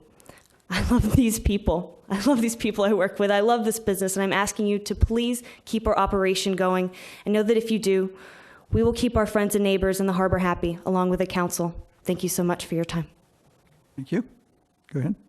Hello, City Council and fellow Newport Beach residents. I wrote a letter to the City Council to let them know the current jetpack protest and how it's affecting my fellow coworkers and I. I'd like to read it aloud. Dear Newport Beach City Council, I'm actually an employee at Jetpack America. I've been with the company for over a year and a half, and I absolutely love it. Everyone that I work with is extremely friendly and very responsible. We all take great pride in providing excellent customer service for our pilots, which includes safety as the #1 priority. Working at Jetpack America has taught me how to cater to different people's specific needs. Some first-time pilots need a little bit more encouragement than others, while some just need to know that we will film the duration of their flight and capture all their great action shots on camera. I also understand that many Newport locals, such as waterfront property owners and/or boat owners, need us to cater to them as well. All of us that work at Jetpack America know the rules of the water, and we follow them religiously because we understand how important it is to our customers' safety. We stay far away from other boats by communicating with the jetpack pilot through the walkie-talkie helmet that they need to turn much earlier before a boat approaches. If we get too close to the boats in the slips, we slowly taxi back over to our flying location to ensure that none of the mist gets on their boats. We try and be as respectful as we can because we understand the fact that we all share the harbor. It is a community area. I personally love seeing the joy on people's faces as they paddleboard past us or stop in their Duffies to watch us for a minute. Crowds at American Junkie and Woody's Wharf constantly cheer on our pilots as they experience the triumph of personal flight for the first time. Everyone that walks through our doors is just so excited to see what we have in store for them. Our pilots fly and then leave our office with their official jetpack pilot certificate, maybe even a t-shirt and a video, and just the biggest smile on their face. It's absolutely priceless. If I didn't love this company, I would have quit a long time ago. I can assure you I will be extremely devastated if I lose my job. I will lose the ability to make people's dreams come true. I will lose my reputation as a jetpack employee who ensures that every pilot is safe and having the time of their life. I will lose my jetpack family, and most importantly, I will lose my income. Working at Jetpack America means everything to me at this point in my life. I'm not ready to give it up. Please be understanding that closing down Jetpack America will not only affect its employees, but surrounding businesses as well. About 14 out of 15 of our pilots every day that we fly end up eating somewhere nearby or walking across the street to the beach after flying the jetpack. We offer our suggestions of what restaurants we think are best, and most of them head straight there after flying. Some even say that they'll stick around to check out some of the local boutiques or even rent a Duffy later in the evening. In my opinion, the positive impact that we have on the local community and the local businesses most definitely outweigh the negative, and I hope that you will come to realize this as well. Thank you for your time. Sincerely, Alexa Bielik. Thank you. Sir? Hi, my name is Neil Katz. I'm an orthopedic surgeon here in Orange County. I am one of the first customers of Jetpack America, back when it was JetLev, and I wanted to speak in favor of Jetpack America's continuing operations. I wanted to point out that I am one of many pilots that have come to Newport that had no other reason to be here. Let's talk about money. I come down here once a month and I fly. I bring family members and we go out to eat and we shop. I am one of 7,500 unique individuals that have flown here in Newport Beach that would not have been in Newport Beach otherwise. I have held corporate events here with Jetpack America and have brought many other people here from surrounding communities and even from out of state. All of those people have spent money in your town. All of those people have expressed interest and desire to return and continue supporting Jetpack America and flying again. You have heard about the safety issues. I am a surgeon. I have not seen any safety issues whatsoever. I spend my entire existence, day by day, moment by moment, looking at situations about what is safe and what is not, whether I am here, in my office, driving, or in the community. There is nothing about Jetpack America's operations that is unsafe. With respect to competition, I wanted to speak to one of the council members who chose not to sit through this little hearing, who ran specifically to promote and support public access and commercial operations in Newport Harbor. Behind the scenes, there have been a lot of pushes to close Jetpack America as a competition to other businesses in the harbor and for occupying the waterways, none of which is appropriate, none of which makes sense, and none of which is financially wise. Furthermore, I wanted to say that Jetpack America has been a successful business and neighbor to its surrounding community and has spawned other businesses in the area and in the state and beyond the state. And it would be a shame if some petty people felt that it was unnecessary to have them here. With respect to hearing, I pointed out to you that I'm a physician and surgeon. I believe that some of the senior members of the community must have super hearing in order to be able to hear the jetpacks from their homes. When I am on the beach, when they were in their original operation, you couldn't even hear the jetpack 20 yards off of the beach. So that argument is untrue, and you have seen that Jetpack America has done sound studies, and it doesn't support the fact that people are complaining about the noise. It's just not true. I thank you for your time. Thank you. My name is Dave Clark. I'm a resident of the city of Newport Beach. It's already been talked about the safety and the noise non-issue with Jetpack. I'd mainly like to just encourage voting against the ordinance 2015-13 and working towards some sort of workable solution. There's been opining by elected and appointed officials that this is, quote, not a proper fit for Newport Beach. And I caution the council members about unilaterally disbanding a business on opinion only rather than working with a company who has been proven to have safety and no noise problems within the city. It concerns me as a citizen and a business owner. Thank you. Thank you. Go ahead. Good evening. My name is Jason Vogel. I'm a proud Newport Beach resident and former Jetpack participant, and I'd like to publicly state my support for the council to vote to keep Jetpack America in our harbor. I understand our city to be one that has maintained its appeal by the city's safety, general upkeep, and open-mindedness to new businesses that support forward innovation and change. I believe Jetpack falls in line with all of these great qualities that have made Newport Beach a great place to live. Its safe operation is evident both when I've flown and as a spectator, and I've never felt once that safety was compromised. Its day-to-day operations have offered a fun alternative to enjoying our beautiful harbor, and to date have done so safely and respectfully. Thank you. Thank you. Go ahead, sir. Good evening. Thank you for the opportunity. My name is Jason Stuckey. I'm a homeowner in Newport Beach. I'm going to keep this short. Have you ever heard of that before? So I just wanted to publicly endorse Jetpack America with a focus on two things: experience and observation. My experience with Jetpack America, being a return customer and bringing in corporate events to Jetpack America, has been my experience has been fun. It's been safe, and it's been run by a professional crew that's conscientious of the harbor and everyone around it. So I just wanted to kind of put my experience forward. The other thing, experience and observation. My observation tonight is that this entity works through and is reasonable and comes to some consensus based on bringing in people and working together, and that's what I would recommend doing with Jetpack America going forward. Thank you. Thank you. Hi, thank you, Council, for allowing me to speak tonight.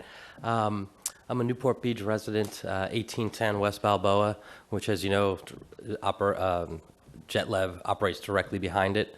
I'm also a yacht club member. We have a boat and we have a Duffy. So I'm not going to go over the safety and sound issues because it's obvious that it's really not an issue here tonight. I'm going to talk about how we share the harbor. So as a boat owner and a Duffy owner, I'm always around that area. The dock to our house is right next to it. We go to Woody's, we go to the cannery, and we go by the JetLab operation 5-6 times a week. There's never been anything even remotely close to an issue. It's such a pleasure to see them out there. One of the things that I witnessed myself is when the Make-A-Wish Foundation kids were leaving from the American Legion, they went by and they were, the kids actually thought it was Superman, and they went absolutely insane. If you saw their eyes that day, we wouldn't be having this meeting. JetLev has been, a part of Newport Beach for the last few years. I've had people that I thought were coming to visit me from Austin, Texas, and when I realized they had come there and already had reservations on JetLev, and they used my house as a hotel to go to JetLev. So that really speaks to the amount of business it does bring to Newport Beach, and what an icon it really has become. And the first question I ask when I tell people I'm from Newport Beach is, do you know the JetLev guys? So obviously a lot of people here today support it. I love Newport Beach more than you could possibly imagine. I moved here about 20 years ago. We purchased our first house in Newport Beach. I actually got a job at Hogue, so I didn't have to ever leave Newport Beach. In the last 3 years, I probably left Newport Beach 8 times. That's how much I care about this harbor and this city, and that's why I really think we need to make something work with JetLab, because it is part of Newport Beach, and it is part of the things I'm proud of when I talk about this city.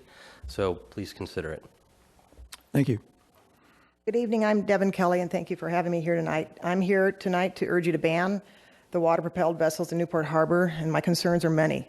Safety, which you've heard that there's no safety issues. I personally have seen safety issues. I've seen them come close to boaters, sabots, sailboats, Harbor 20s. I've seen it.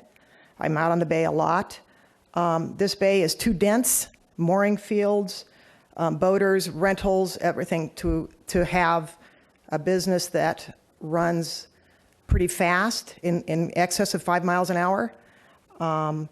I've seen them come close to kayakers, paddleboarders.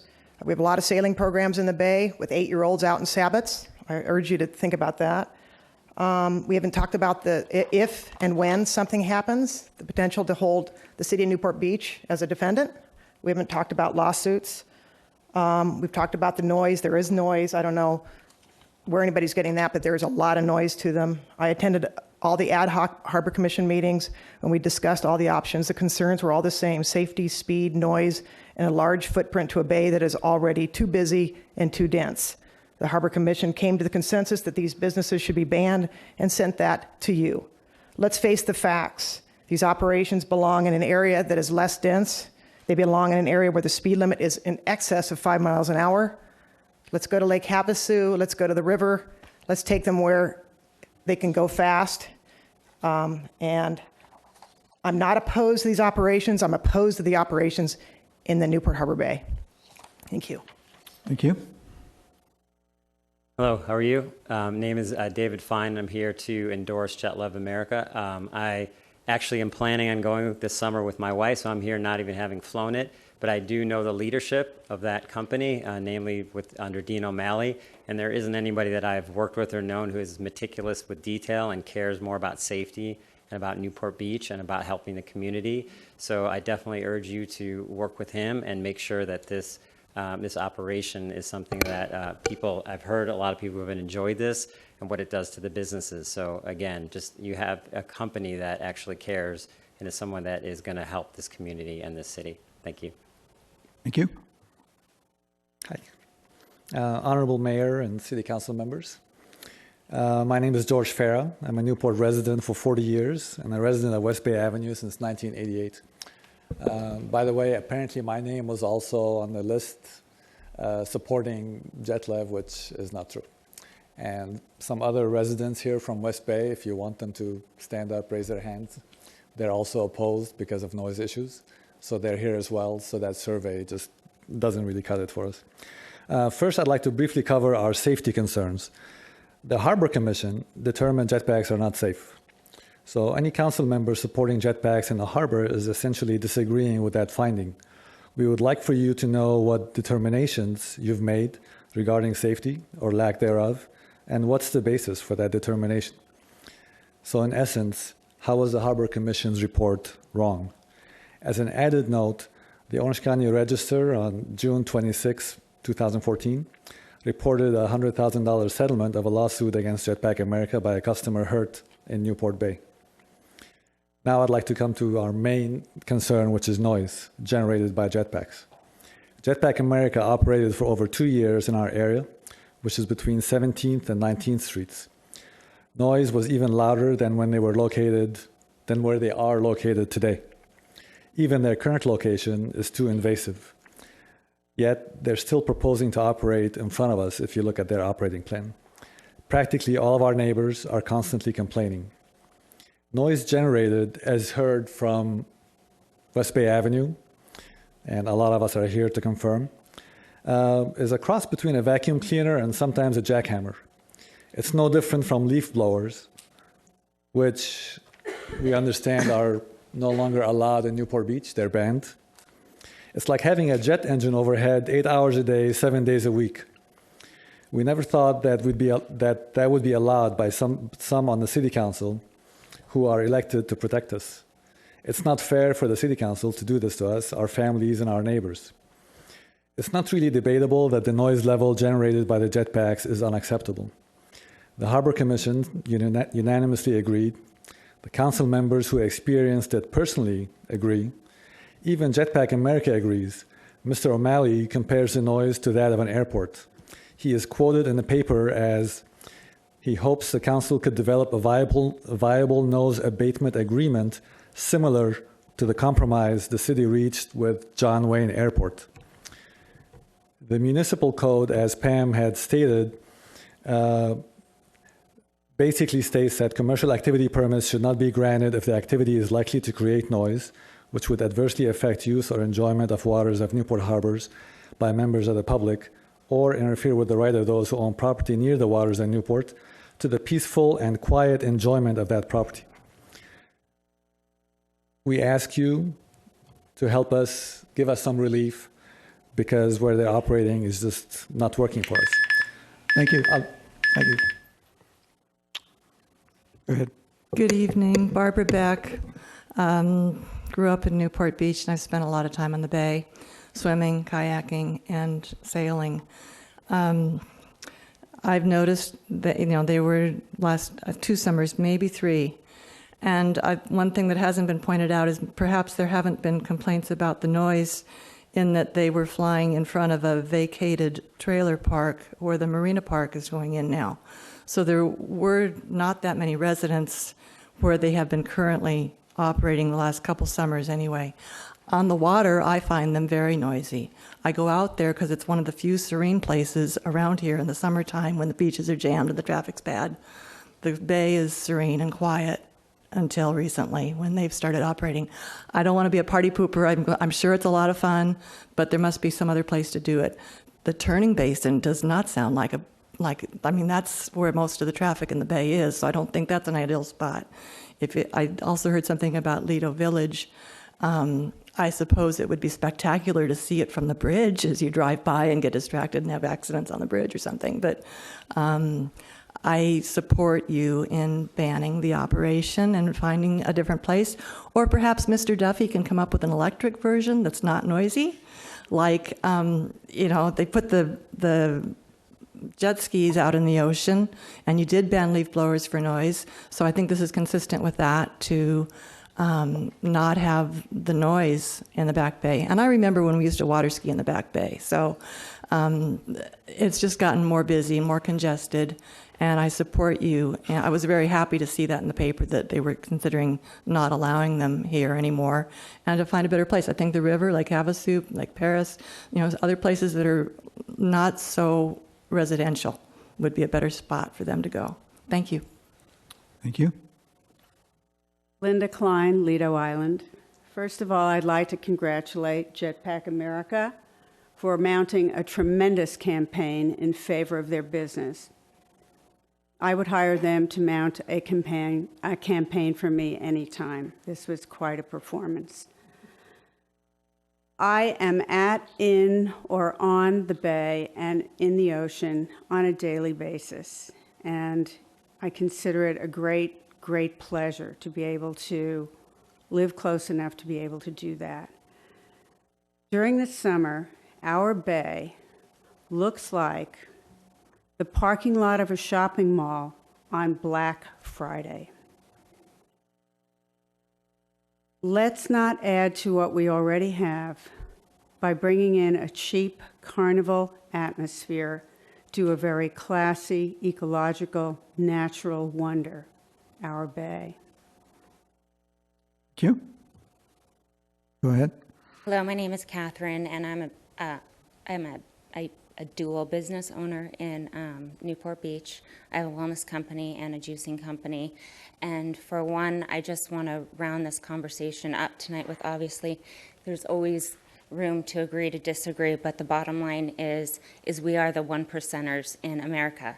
And especially in Newport Beach, being the ones who vote in favor of small businesses in the larger aspect of our entire nation. So it's not only about the very fact that has been proven that they have not been penalized for safety or noise issues or anything, but for just the matter of who wants what. But the bottom line here is more people want it than not. And at the end of the day, we don't need more unemployment. It's fun, it's safe, and you know what? It's not stuffy. And I kind of like that about it. Thank you. Thank you. Go ahead, sir. Hi, my name is Leroy Green. I have lived at 1819 and a half West Bay Boulevard for 26 years, my family and I. Every day I overlook Mother's Beach. That's my playground, okay? Right on the beach there. Families come from everywhere because it's a great place. It's a destination where parents can just drive right up, let their kids out, watch them swim. We have a proliferation of kayaks, paddle boards, and all those things right out there. And as far as I'm concerned, it's an accident. I have been really impressed with the presentation of Jetpack America. I know they have no intention of ever hurting one, but let me tell you what, in my opinion, it's an accident ready to happen, followed by a lawsuit. And guess who's going to pay if they win? Oh, good old taxpayer Leroy Green right there. That I lived there. I lived there for 26 years. I know what the difference in noise has been since they've been there. Those are small buildings. Up between it vibrates in there. It just is noisy. It's very disturbing. It is not the place. And, you know, interesting enough, I followed the city council election, our 4 new members, and one of the things they used in all their campaign was, we want to maintain the quality of life in our harbor. You remember the comment? Almost all of you. Quality of life was a very, very important thing. Since that jetpack has been out there, my quality of life is not the same. I'm worried about my property values. I would not dare think of bringing a real estate agent while those jetpacks are zooming around. No way, Jose. I would not do it. And I would really appreciate you really considering deny the request for them to operate a jetpack on our harbor. Thank you very much. Thank you. Go ahead, sir. Excuse me. My name is Garrett Nunley. I live right down from them and on West Bay. Listen to everybody. I'm not going to argue that it's not fun. I mean, you can bring everybody in here and say, I love it. I come in here once a month. Well, you come here once a month. We're here every day. And they were out in front of our place for 2 years. It's every day, 8 hours a day. It's not that loud, but it's a constant noise. It's constant. It doesn't stop. And they were in front of our place. They never moved. It was always right there. And they're there because it doesn't make sense monetarily to go somewhere else. And I get that because it costs twice as much to go further away from where they're at. I'm not complaining about the safety of it. It's apparently sounds like it's very safe. I'm not complaining about really anything else besides the noise. To say it's not noisy, you're not in front of it every day, constantly. And that's all I've got. Thank you. Good evening. My name is Ty Price, and I'm a resident here in Newport Beach and have been my entire life. And I brought my son up here. His name is TJ Price, and he is actually a consumer of Jetpack. You heard about the tandem rides. My son TJ did it not too long ago and had a great experience. I'm also a business owner down on the peninsula and am just down the road from Jetpack America. And we've heard a lot, mainly I think positive about noise and safety issues, that they've done a superior job in making sure that it's a safe environment for 10-year-olds, 5-year-olds, and above. Noise is debatable. My office is just down the way from them, and it's not overpowering by any means. I mean, certainly not more than any party boat or any of the scarabs that go by. And to me, that's part of being on the bay. The bay is your backyard. You're in a fishbowl, so to speak, where the residents, as passerbyers, have access to view into your yards, and that's part of the experience of living on the water. And I think that's a very important aspect to consider. This is a business, in my opinion, that does an exceptional job with safety.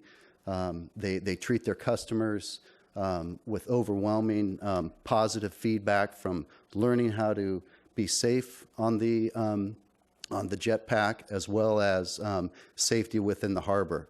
I'm also active on the bay, just like many of the other speakers here, with paddleboarding and kayaking and captaining a family boat on the harbor, and it is busy. But I think really what this is all about is sharing the bay.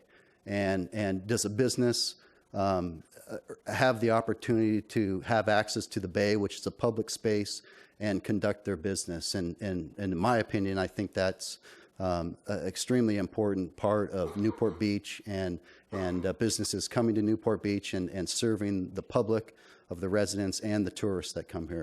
And I think there's got to be some sort of mechanism to compromise and work this all out and continue the jetpack. I think it's a good organization. Thank you. Thank you. Hi, my name is Jim Rosenquist. I live in Dover Shores, but I also own a piece of property on the 1800 block of West Bay.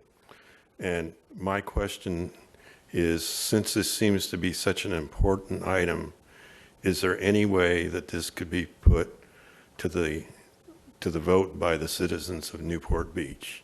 Thank you. Yeah. Go ahead. Hi, my name is Carrie, and I just wanted to say that there's a Visit California commercial being broadcast nationwide right now, showing a jetpack pilot flying.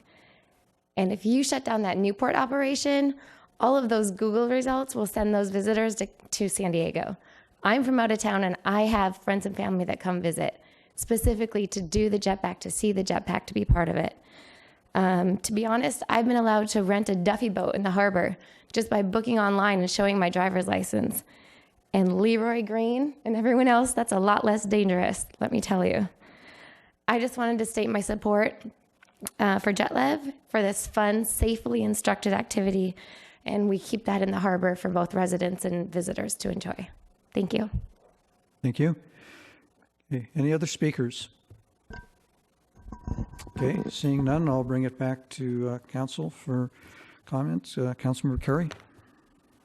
Well, I guess I took the wrong weekend to go away because I thought we had a consensus on this issue, and then all of a sudden we didn't. But I appreciate all of the emails and the comments from both sides of this, because it's a complicated issue, and there's good arguments on both sides. But as I said before, I don't support an all-out ban on this, and so I'm not going to be a fourth vote to ban them. But I do believe, and we heard this in testimony, that there are appropriate restrictions we should put on them. We don't need people getting 5 or 6 or 10 of these at Christmas and everybody going out on the bay at the same time Christmas morning. And we don't need multiple operators in the harbor sitting up shop just about anywhere. But I think staff in the second resolution has developed some reasonable guidelines, and we want to look at those guidelines and make sure we're comfortable with them. But I believe there's the basis here for having a legitimate business that can work compatibly with the neighborhood, if it's limited, if it's regulated, and if it's monitored by staff. And that was the direction that we started off in, and I believe that's the direction we should continue to go. Okay. Any other comments? Councilmember Dixon. Well, I certainly appreciate all the comments that were expressed this evening, for and against. I don't know if it's a numbers game. I have heard from many residents. I'm holding in my hand, I think this letter has been submitted for the record from the Central Newport Beach Community Association, which are the residents in that immediate area, Bay and 19th Street, and that whole Central Newport area, and unanimously opposed. As everyone knows, in my campaign for city council, listening to the residents was my #1 priority, among other things. And it's really important to me to listen to the residents of Lido, Central Newport. When I asked Shannon earlier where the alternative location would be, it's right now, as we have just heard, over on Bay, 19th Street. That's not desirable. Over on the other side in the turning basin would be far worse, in my opinion. As a speaker commented about the bridge going over to Lido, and I could just see that's a disaster waiting to happen. As I spoke at the last meeting 2 weeks ago, I would be in support of an alternative location right outside the jetty, frankly. I think that would solve the residential ire issue, the drumming of that constant noise. As I expressed, I heard it myself. It's just a drum. It's like in your ear, like if you have a hearing tinnitus or something. It's just constant. It's unrelenting. It's relentless. It's never ending. So I will reaffirm my existing position, which is opposition in deference to our residents of the peninsula. If it's as it is proposed in the turning basin or the existing location. If it is outside the jetty and the passengers can be motored out there, which I understand can be done. We are not San Diego Mission Bay. We're not in Miami Beach and the wide Biscayne Bay and all the large areas of water there. We have a smaller harbor that's congested, it's been spoken to. That is my position, so that's where I will be to support my residents of District 1. Thank you. Thank you. Councilmember Muldoon. Thank you. Really enjoyed the Footloose reference, although I must point out they had to have that dance outside the city limits. I'm not for putting outside of the harbor as of yet. I like to see us try to keep that turning basin, one machine operating at a time, and potentially bring it back. That's in about a year or so to see how the neighbors feel and to see how the sound is mitigated, and possibly look at different times to minimize that. So that's where I am. Okay. Councilmember Petros. Yes, thank you, Mr. Mayor. When we've brought this up the last time, there seemed to be a lot more uncertainty and unknown with the permit. The operations could continue at bay, where the residents have said that that was sound hazards to them or sound issues to them. It could be around Dover, it could be anywhere. But now I'm hearing that there is a specific location. It's in the turning basin. I don't believe that in that location it has as great an effect on residential noise issues. But even more so in the alternative, there is a time period where we can look at that again and reevaluate. It seems to me now we have narrowed the window and have put some safeguards on this so that we can try this. And I do believe that it's important to let something come about and see if it is hazardous, unsafe, a noise issue first. So I'm much more comfortable with the alternative plan that's before us tonight. Councilmember Piotr. Thank you, Mr. Mayor. When this first came before us, I was for it. I like the idea of letting the market decide. But subsequently, like I stated last time, I'm coming down on the side with the Harbor Commission. And the Harbor Commission, we've just got a small harbor with a lot of things happening in it, and I don't see it as a compatible use. I'm less concerned about the noise, more concerned about the use. And so I will not be supporting it tonight. Thank you. Okay. Councilmember Curry. Mr. Mayor, I will move the alternative one operator option. I think that's provided as the alternative motion. Okay. Do we have a second to that? I'll second. Okay. Let me make sure staff is clear about the alternative. Mr. Curry, you proposing still a ban on non-commercial, so a private use would not be allowed, but a commercial use, one would be allowed with in the turning basin with specific hours and some of those conditions that we listed. Is that right? Right. Thank you. Okay. I'll be supporting the motion also. I'd like to give it a try for a year, take it over to the turning basin area and see how it operates, and we'll have the opportunity to review it in here. It's an annual permit, and if there are problems with it, we can deal with it at that time. So with that, I'll call for the vote.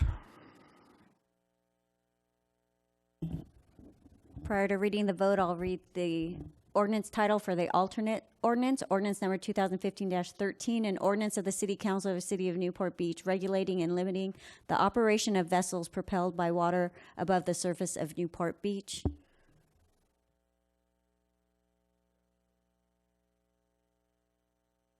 Yeah, I think everyone's clear. It's the alternative orders that was included in the packet. That's what you're voting on. We're just noting too, Aaron believes this is acceptable. This is first reading rather than this has to come back to you for first reading. So there would be second reading. At the next meeting, it would likely be on the consent calendar at that time. Okay. With Council Members Piotr and Mayor Pro Tem Dixon voting no, the motion carries 4-2. Okay, thank you. Okay, we'll move on to our next item under current business, which is item number 18, amendment of the Water Conservation Ordinance. If you could please be quiet on your way out. We have other business to conduct. Thank you.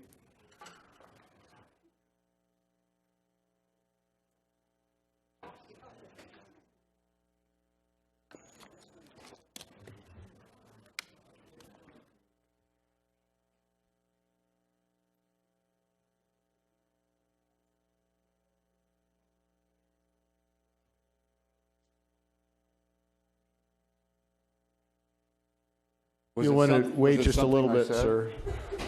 No. You'll want to wait just a little bit, sir. Oh, I'm We have sorry. a staff presentation to make. It won't take very long. Thank you, though.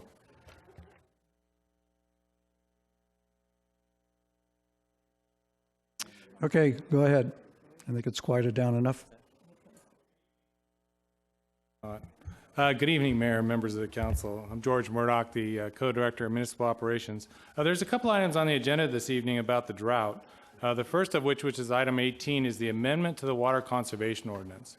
The water conservation ordinance is an item that was council passed in 2009 that guides staff on permanent restrictions during a drought and also for increasing levels of conservation regulations as the drought gets more severe. There's three reasons why we want to amend this existing ordinance. It has been untouched since 2009. And first of all is on March 27th, the State Water Resources Control Board readopted emergency regulations. And to comply with that, we have an amendment, just a little language change, and I'll get to that in a second. A second reason is the council went to a level 1 in September of 2014, and through that process, we've heard from our customers and our residents that had took some issues to our existing untested ordinance in level 1. So we have some changes that hopefully will make them a little bit happier there.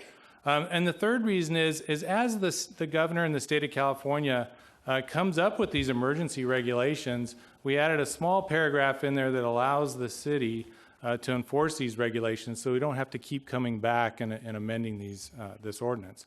So the first item, although our permanent restrictions cover all of the issues that were adopted by the State Water Resources Control Board in March, there was one section that said that restricted irrigation 48 hours after a measurable rainfall. We didn't define measurable rainfall, but it's mostly thought that if it's not a drizzle, it doesn't apply. But if you can measure it, you don't water for 48 hours after. So we're going to add that into a section that already says you can't water, you can't irrigate during a rainfall. The second part is our pool owners had expressed some concern that our old ordinance, the existing ordinance, was we couldn't fill a pool more than 1 foot per week in a level 1. Level 2, 1 foot every other week, and a level 3, you can't fill pools at all. Well, it became very clear that pool owners said, well, wait, if you can't fill your pool, then the filtering equipment stops functioning and we end up with a mosquito pond in our backyard. So rather than do that, we want to change the municipal code that says in a level 2, you can't fill it more than 6 inches a week. And level 3, you can't fill it more than 3 inches per week. So it allows homeowners to fill their swimming pools, keep them full, but encourages them to fix leaks. Our thought is, and a general consensus is in our investigation, is that if you can't maintain your pool level by filling more than 3 inches a week, you've got a leak. So we're encouraging folks to fix the leak. So hopefully that'll satisfy the pool issue. And then lastly, the statement which I talked about really just says that the governor does proclaim a state emergency. There's some rules in effect that we'll address those, we'll put on our website, we'll send out flyers, but we want to be able to enforce those emergency regulations. So in a nutshell, those are the changes to our existing municipal code, the Water Conservation Ordinance, that we're asking you to approve. Okay, thank you. Councilmember Piotr. George, you've got in the red line on page 1811, you talk about using portable water to fill or refill more than 6 inches of residential swimming pool or outdoor spa more than once a week. But then on page 1812, you say 3 inches more than once a week. Which is it? Or are these different conditions and I'm not getting it? Two different conditions. One is the I believe you're talking about, and I'm sorry, I'm not on the same page as you, but the pool, the fountain, the decorative fountain. So such like a Fashion Island, it has a large fountain.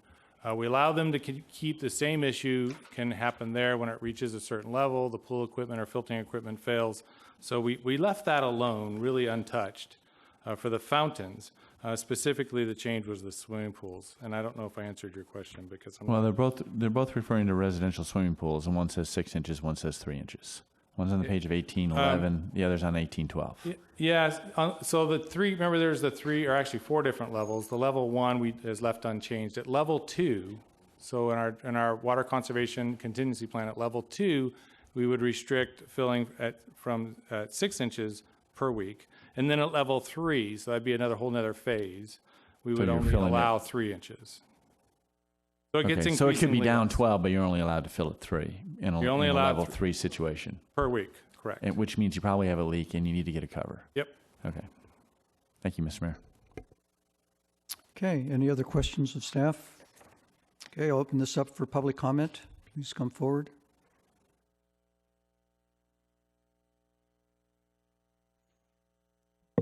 Mayor, City Council, my name's Alan Smith. I'm a resident of Newport Beach, and I'm also the owner of Alan Smith Pools and Pool Plastering.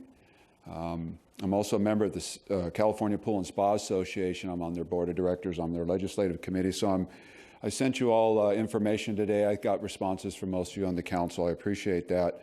About swimming pool water use. There's been a lot of confusion throughout the state and through a lot of customers in Newport Beach that we do and work for. I'm a swimming pool renovation contractor, where they think that they can't fill their pools anymore, that there's just no more renovation work or even draining and refilling and refreshing. And I was fortunate enough to talk to George earlier on in the before the meeting started to get some clarification on that amendment to just simply topping off and keeping fill rather than not filling the pool. So that's good news for us at the level 3 as far as in construction and that type of thing. However, with all the confusion and the history of water and politics in the state, it's historic. I would like to clarify a few things, and as the noose tightens on water use in the state, and that's the way I'm going to put it, how it's used, there's a certain amount of value to water. And the reason I'm going to give this now, even though we're in good shape for now, is that it is coming and more restrictions are going to come, that there is some information I'd like you to know. So if it does get tighter, that you have some obviously good information to judge and what to do with on this particular subject. Now, the water does have value. It's a commodity. I sent you all, and in front of you have a little information bulletin. And basically what it is, it's a economic impact of water in the state. Now, Newport Beach is not Fresno County where there's a lot of agriculture, but it basically talks about an acre-foot of water used for rice basically generates $58 of marketable product in the state, $58 for an acre foot. As you go down the list, you see all the different products. Total agriculture is about $900. Schools, where an acre foot's used, it generates $36,000. The swimming pool industry generates over $900,000 of economic revenue for every acre foot. So the value of water used is tremendous. The only thing that creates more is the high-tech industry, which doesn't use water. It's basically bathroom water, you know. So we're on top of it as far as economics and how that works. Also, on the next part, it shows the amount of jobs. I'm picking on rice a little bit here, but you could go down to almonds or anything else. And for 1,000 acre feet, it produces maybe one job, where 1,000 acre feet put into the pool industry creates almost 12,000 jobs. So if you look at that and understand the value of water economically and jobs in the city, in the state, it's tremendous. Also, if you think about the amount of water used for swimming pools versus everything else, it is literally unmeasurable. So with that information, I'd like you to look through all that and maybe come to some conclusions if it comes up again that would be favorable to that. Thank you. But just to be clear, you're okay with the top-off rule as it exists in the current ordinance, or the proposed ordinance? Yeah, topping off's fine. 3 inches of water evaporation is a lot, actually. So that's a generous, I think, amount for swimming pool industry. We're doing evaporation studies, comparative evaporation studies test right now at Cal Poly San Luis Obispo between all the different covers, track covers, bubble covers, solar rings, liquid covers, glycerin type things, and that. So you have good information to judge by how to cover pools and stop the evaporation. I'm the chair of that committee up there, and we're running that. And actually, it's multiple entities in the state of California from the swimming pool industry are doing that. So you have good information. But with that being said, the amount of water evaporated from swimming pools is almost unmeasurably minute. So it's a little bit of symbolism over substance, but our association is doing that because of the political nature of water and we want to do something. We just don't want to have gripes. We want to have solutions. Also, and I was talking, okay. Any other Thank you. questions? Okay, next speaker, please. I'm Randy Beard, own Pure Water Pools and have designed outdoor environments for 30 years in Newport Beach, primarily Newport Beach. I think I was part of George's conversation earlier too, and would support what's going on here. The 3-inch fill-off is way more than what we typically need for just typical evaporation. The information that Alan gave you is very accurate, and you'll see swimming pools generally use a lot less water than grass or any other environment. So what we're doing in outdoor environments when we design them now, we're using low flow, we're using more drought resistant plants, less grass, and adding that swimming pool or that hardscape around there, it actually helps us conserve water. So I think I'd be in support of what George has put together today. We do need to fill up our new pools and our outdoor environments that we're building. But we are being very conscious in the industry to make sure that we do save water. Pools are difficult because you look at it and you see a big body of water, and I think it's kind of low-hanging fruit, so it's real easy to attack it. But if you actually look at the data that was presented to you today, you'll notice that it's not the case at all, that a swimming pool is really using far less water than what any of our lawn or green belt areas were. So thank you. Thank you. Mayor Selich and members of the council, my name is Jim Mosher. First thing I would like to say, as I think you heard at your study session that was a month ago, if we are serious about water conservation, there should come some point at which considering a moratorium on new development, adding new connections would be a reasonable response. Second comment I wanted to make is this is an ordinance modifying our Newport Beach Municipal Code. The text of the modifications, which is summarized helpfully here on page 2 of your staff report. I think it shows all the changes that are being made. They have not, unlike some other ordinances that go through the Planning Commission or whatever, been reviewed by anybody other than the city staff. And I would just like to point out that there are some textual problems with these that you might want to correct before you enact the ordinance. If you look at the second page of your staff report, you look at the final longest one here, which has an A by it. It begins, in the event the governor, blah, blah, blah, blah, blah. If you read all that, blah, blah, blah, blah, blah, the first sentence, I think you will find it's not a sentence. It's just a phrase that ends with a period. So I would suggest crossing out where it says, in the event that, and just say, if the governor does blah, blah, blah, blah, blah, comma, then it is a violation. You understand what that correction is. Moving up one above that is the thing you've been hearing about swimming pools, which is point number F, clause number F in our municipal code. I noticed when the code director explained what the rule means, he always said this is about filling the swimming pools. It says you cannot fill them by more than 3 inches per week. That's really simple English, makes a whole lot of sense. This sentence number F is copying something that's already in our code, which is an F higher up than this. Both of them, in my opinion, have too many mores in them. They say you cannot fill it by more than 3 inches, more than once a week. And I could read that to mean that once a week you can fill it by 3 inches, and the rest of the time you can do sort of whatever you want. So why don't we just put it in plain English? You cannot fill it by more than 3 inches per week. And then finally, a really trivial point is at the top of the list here, item P is talking about newly constructed homes and buildings. And on this page, I notice it says homes and buildings. If you look in the ordinance, it says homes and building without an S on the building. So you might want to correct that too. Thank you. Thank you. Any other comments on this item? Okay, seeing none, I'll bring it back to council here. Seeing no comments, is there a motion?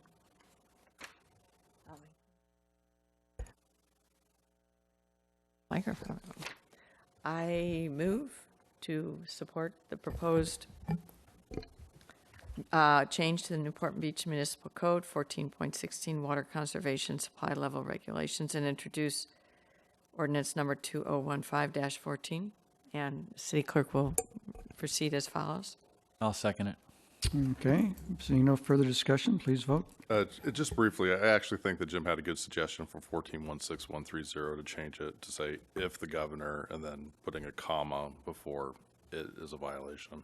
So that was a good suggestion, Jim. Thank you. So is that part of your motion? Yes. That's okay. Yes. Okay. Okay, prior to reading the vote, I'll read the ordinance title for ordinance number 2015-14, an ordinance of the City Council of the City of Newport Beach amending Chapter 14.16 of the Newport Beach Municipal Code pertaining to water conservation and supply level regulations. The motion carries unanimously 7-0. Okay, we'll move on to item number 19. This is a resolution of intent to declare a level 3 water supply shortage. Staff? Well, good evening again. This item here is in direct response to the severity of the drought in California. So if you recall, back on September 9, 2014, the City Council did adopt a level 1 water supply shortage.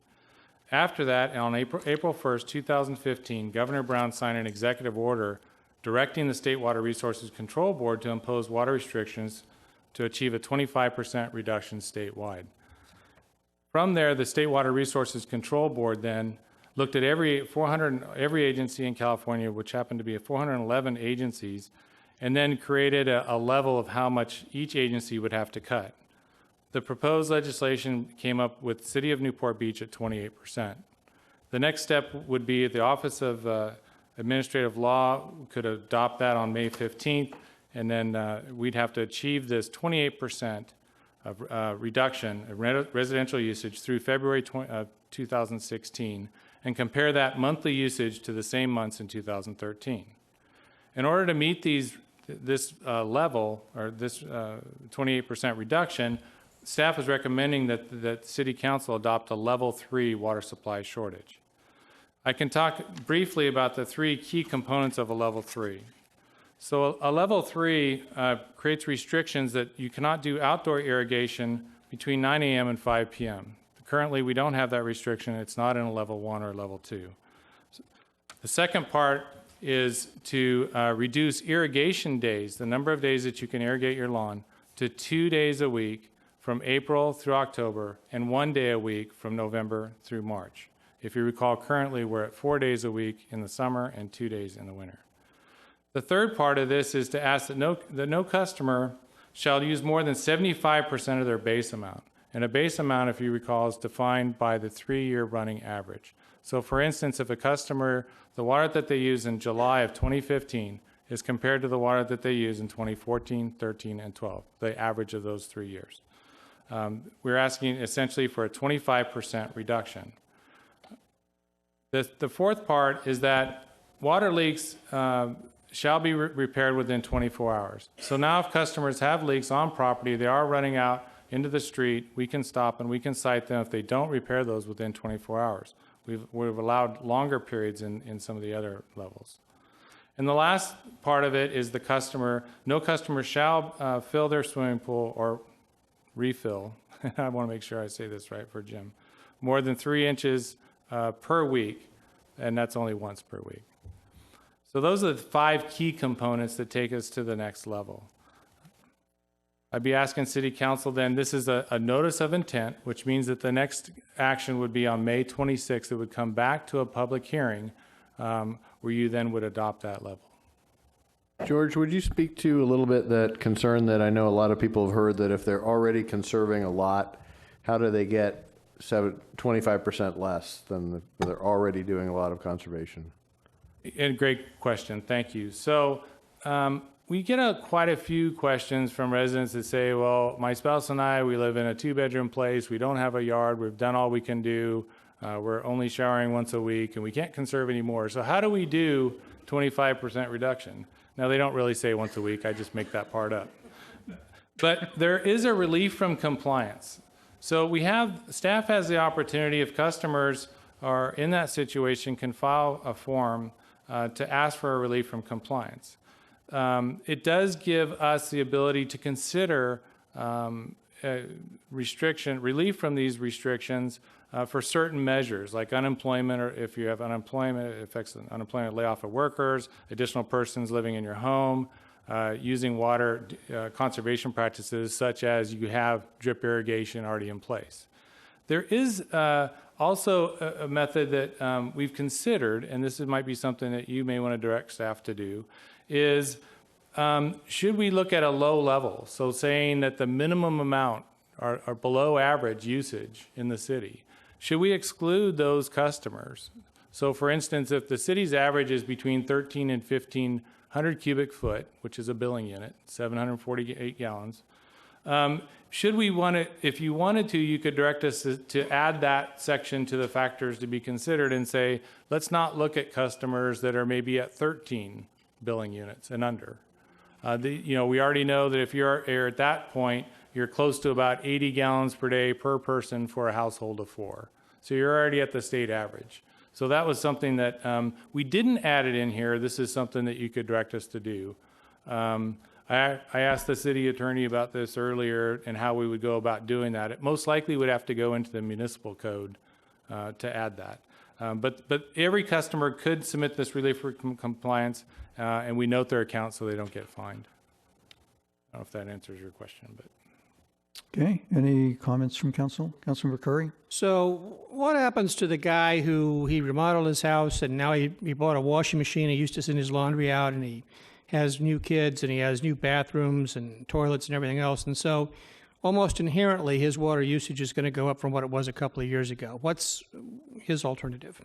So on the same relief from compliance form should be filled out for every customer that has a change. If they just moved into town and they don't have a 3-year baseline, if they have all the cousins moved in or all the kids moved in with their kids, they can submit a relief for compliance. We actually analyze their data before we submit any of this information over to code enforcement, but the same process would happen.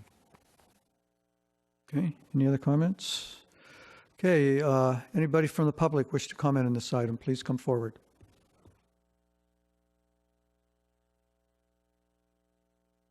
Alan Smith again, the California Pool and Spa Association. There's a lot of ways for swimming pool owners to save water. As minuscule as it is in the statewide effort, it could be substantial for the individual use. We talked earlier about some of the different ways to do that. There are some customers, unfortunately, that have the practice of draining and refilling their pool yearly for refreshing, which is unnecessary. It should be done as the water actually is necessary for proper sanitation, which could arguably be 3 to 5 years. But when that's being done, there's alternatives. There's now new reverse osmosis trailable units that can actually suck the water out of a pool and put it right back in and make it like drinking water. And that's a one-shot deal. That might be $800 to $1,200 for a swimming pool. Extrapolate that over 5 years, it's not that expensive. So you would have to put that on the homeowner. How you regulate and enforce that, I have no idea. So if you make laws and regulations, you better have an enforcement mechanism that's doable. Otherwise, it's a very, it's a spongy area. But there is technology out there. Like I said earlier, there's a lot of evaporation testing going on with different types of pool covers. So our industry is doing things to make that more of a reservoir that holds water and not a water user. Thank you. I'm going to move away from the pool industry because Alan's doing such a great job. And I really believe that even today we should... State your name again, please. I'm sorry, Randy Beard, Pure Water Pools. Landscape, we do landscaping and masonry too. And as I drove, every morning we get the crews going, and I drove through the cliffs today, and water's still just pouring out of the street. And what concerns me a little bit is that there's already people that are so abusing water that I just wish we had something in force or something that we could just drop on their door. That coming up Riverside Drive this morning at the stop sign, water's just completely going across the street. And as I drove around today, I think the city is doing a great job. I didn't see any water pouring off down off of Irvine Boulevard, but our residents are not doing a great job, and we need to start now with some type of enforcement to stop it, whether it's a tag on the door or code enforcement rolling on them, because we're just wasting a lot of water. What scares me are these people that are wasting so much water. Now they're going to have to reduce by 25%. It's going to be easy for them. because it's pouring out, and in many cases, the residents don't even know that it's happening. They've hired a gardener, maybe an unlicensed contractor. They're coming in and mowing and blowing, and they've just got those time clocks, the water sprinklers turned way up too high. So, and I support everything that you're doing on your phase 3, even being in the industry, but it just seems like tomorrow code enforcement ought to start rolling on some of these properties and tagging them, because we need to start now saving some water. Thank you. Thank you. My name is Dr. Jack Skinner. I have been involved with water quality, but I serve on the GWRS panel looking at the availability of water for the city of Newport Beach, and I'm well aware of what's occurring in our aquifer and that we're going to really get a squeeze. As I look at this, I feel guilty because it looks like if I'm going to cut my water usage at my house by 28%, there's no way around doing it other than letting my grass grow brown. I'm willing to do that. I think there's a city ordinance that says that you have to keep your grass green. I could be wrong. George, you probably know if that is an ordinance or not. Not that I'm aware of, no. Am I wrong then? Well, anyway, let me try to determine what you think I ought to do. We're very lucky to have George, in that he is really on top of this whole issue, and he knows everything that he and I have talked many of times about water conservation and what's going on with GWRS and where the water's coming from at Newport. And he's got his finger on the pulse of everything that's going on and is doing a good job for the city. I don't see any way around other than letting our medians go brown where there's a lot of grass. I don't see any way around what we're facing with individuals having to make some tough decisions regarding their lawn grass that we have right now. This is an urgent situation, and I think that the public has to take a different mindset, and that is we're all going to have to let our lawns go brown if indeed this water situation continues, and in order that we have enough drinking water and other things in our city. Thank you. Thank you. Any other speakers? Okay, seeing none, I'll bring it back to council. Mayor Pro Tem Dixon. A couple of comments regarding, just as Mr. Skinner was saying and the other gentleman, what is, George and Dave, what is our community communication plan to bring the awareness to the community? I think it really is, as we all know, an important community endeavor that we all align together and strive to get to that reduction of 28%. Not everybody goes to the website or goes to, there need to be multiple levels and distribution channels of communication. What is our communication plan? So as we implement these levels, our municipal code actually requires us to notify every customer by mail before we can enforce it. So we'll be sending the postcards like we did before. It happened to be during election year last time, so we sent a bunch of stuff out, and I don't know what got read and what didn't. But we're going to be sending out the postcards to start with. We are reaching out to the community, the associations, the town hall meetings, anywhere we can, creating a new brochure with the new regulations and getting that message out. As you know, we've gotten quite a bit of media attention as well, so we try to talk about it as much as we can, but we will continue to let our customers know. There's a message on the municipal services bill that shows what level we're at and where we need to be and what their target is. So we got a lot of work ahead. One of the things that we're required to do is an implementation plan. Can you explain how you're going to be handling that? Because that really gets into this whole area of enforcement and compliance. Right. So part of the ordinance was to have an implementation plan, which we developed in 2009, and another caveat to that is a task force. And so we meet as a task force. So we grab folks from every department because it touches every department. So code enforcement, who's handling under community development, and we have rec staff because of the parks, and public works because of the center medians. And there's a representative from every department, revenue because they're handling the customer services. We get together and meet. We want to do it more often, but about every other week, and try to get together and talk about these key issues of what's our next step, what do we do? And so that's part of our implementation plan. Is we know it's a moving target. We know that certain things, whether we talk about monthly billing, monthly reading, AMI, there's all kinds of ideas out there on how we can move forward as the drought continues. Okay, thank you. Okay, seeing no other requests to speak, I'll entertain a motion to adopt the resolution.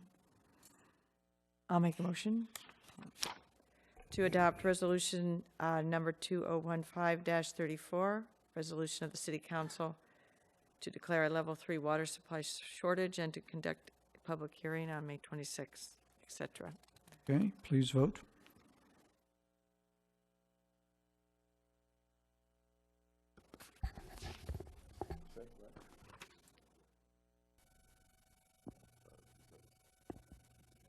The motion carries unanimously, 7-0. Okay, we'll move on to item number 20. It's the Newport Boulevard water main replacement via Oporto to 28th Street and 26th Street to 19th Street. Yes, good evening, Mayor, Council members. Again, Dave Webb, Public Works Director. We've been talking a lot about water tonight. This is another water project. This is a replacement of a major water main that goes down the peninsula. It's a large main, and I got a quick little PowerPoint I can give you. Gives some information on that. If I can get the screen up. So we have a series of mains in the town. There's a lot of old cast iron mains. Our water master plan calls us to replace these mains. This is an existing 20-inch main that runs down Balboa Boulevard. We're looking to put in a 24-inch steel main. This particular main, if you were here, remember it, El Porto and Newport Boulevard had a major break several years ago, and we took out the intersection. So it is showing its age. We want to make sure we replace those in time to improve the operation and service reliability, to improve fire flow and reduce the potential for leaks and breaks. This is the location of the main we'll be working on. It goes down Newport Boulevard. You can see it start near Central Avenue by the Elks Lodge, runs down Newport Boulevard, goes all the way down to 26th Street. 28th Street. We'll be picking up it again at 26th Street and running a 16-inch main this point down to basically 19th Street there. And then all the little blue lines going off for small connections, and that'll be part of the project. So we're looking to start this project in May of this year, and we'll be looking to order the pipe, go over the summer to get the pipe ordered. Come September of 2015, we'll actually start the construction, and will be completed May 2016. And I apologize again, this has been an area that we've done a lot of work in. The Sand District was just in this area doing a lot of work. We've been waiting for them to get out. They've got their PCH project, unfortunately, and we're also getting ready for our widening on this project right across from the new Lido house. So we've got a lot of work in here. We want to get the new main in before we have to put a new street in, basically. With that, we're looking for your approval to award the contract tonight to T.E. Roberts for $3,511,515. We want to have a 10% contingency of $350,000 on this project. Okay. Did you want to speak, Councilmember Petros? Yes, I did, Mayor. I had one quick question for you, Dave, on coordinating this with the ultimate widening. How do you see that coordination occurring? And given what we know about the difficulties the Sand District has had with a lot of their excavation, is a 10% contingency adequate? Good questions. We are coordinating this. This is actually to get in front of the widening. We want to get the main in because we're planning on repaving that street. So the widening will be coming right behind this. Hopefully we'll be done in time for that. We might have a little overlap. The second part is it's always a risk when you go underground. I think 10% should work here. We're pretty familiar with this area. We're not too deep like the sanitation district. We're not down in the groundwater real deep in dewatering. They were rather deep. So we'll try it at 10%. Our goal, we've been real good about that. We'll be on top of this, but I'd like 10%. We'll come back if we need more. Thank you. Mayor Pro Tem Dixon. So Dave, the Sand District will go on their hiatus the end of May, and then this will start.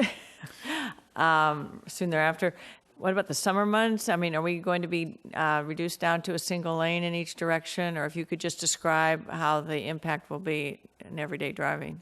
Well, we're looking to start construction in September, be done by May. We really try to get out of there for the summer months. Oh, so it won't be there. I'm sorry. This will not be constructed over the summer. It'll be over the winter. But there will be times you may be down to one lane because when you get past 32nd, as you know, you're down to 1 or 2 lanes there. So hopefully, and we work during the day. We try to avoid the peaks, and we'll do our best to modify traffic. The other good news is, of course, the peninsula have another way off on Balboa Boulevard. So if it gets really bad, we'll divert traffic that way. Unfortunately, the Sand District will be working another year on Coast Highway. They will be done within the next month, I understand, on the part on Newport Boulevard that's right by the bridge there. Okay, any public comments on this item? Mayor Selich and members of the council, my name is Jim Mosier. I just had a technical question. As Director Webb said, the pipe that is in there now from the 1920s is an iron pipe. Apparently, after 90 years, we think it needs to be replaced, and I assume in 90 years the technology of piping has improved. The new one, he said, was going to be steel. I was just curious what lifetime we expect out of the new pipes. Thank you. Yeah. You can get quite a long time depending on the steel and the cathodic protection or wrapping. You could get 100 years out of a pipe. I would suggest about 75 years, but we'll push where we can on that. Okay. Any other speakers? Yes, Bill Dunlap, Newport Beach. I had the same question. Do you look at alternate pipe material? We do. Fiberglass or plastic? Well, we often use plastic. Well, that's one of our primary pipes. This is a larger pipe. It's a 24-inch main. And during the evaluation, they found steel would be the best option for this pipe. Is there dewatering involved because of the water level? You may have some dewatering, again, getting down to certain connections or valves. Typically, this, I don't know exactly how the depth of this, 3-4 feet is typical for a pipe. You could have very high tides when you could have some dewatering, but I don't see a whole lot. It's basically just above the tide zone. Okay. Is that part of the contingency or is that part of the line item in the bid? That would be in the bid. All the dewatering required for any installation is required by the contractor, and it's in the bid. Just to note, too, this same contractor, we had a very successful job. He was the one that did our Corona Del Mar project that went right down Coast Highway in Carnation. Worked real well with our staff and was real efficient. So we're pleased with the good contractor. Thank you. Here. Any other comments? Okay, I'll bring it back to council for motion. Or motion to... Mr. Mayor, I'll move the item. Okay, please vote. Yeah, great. Sorry.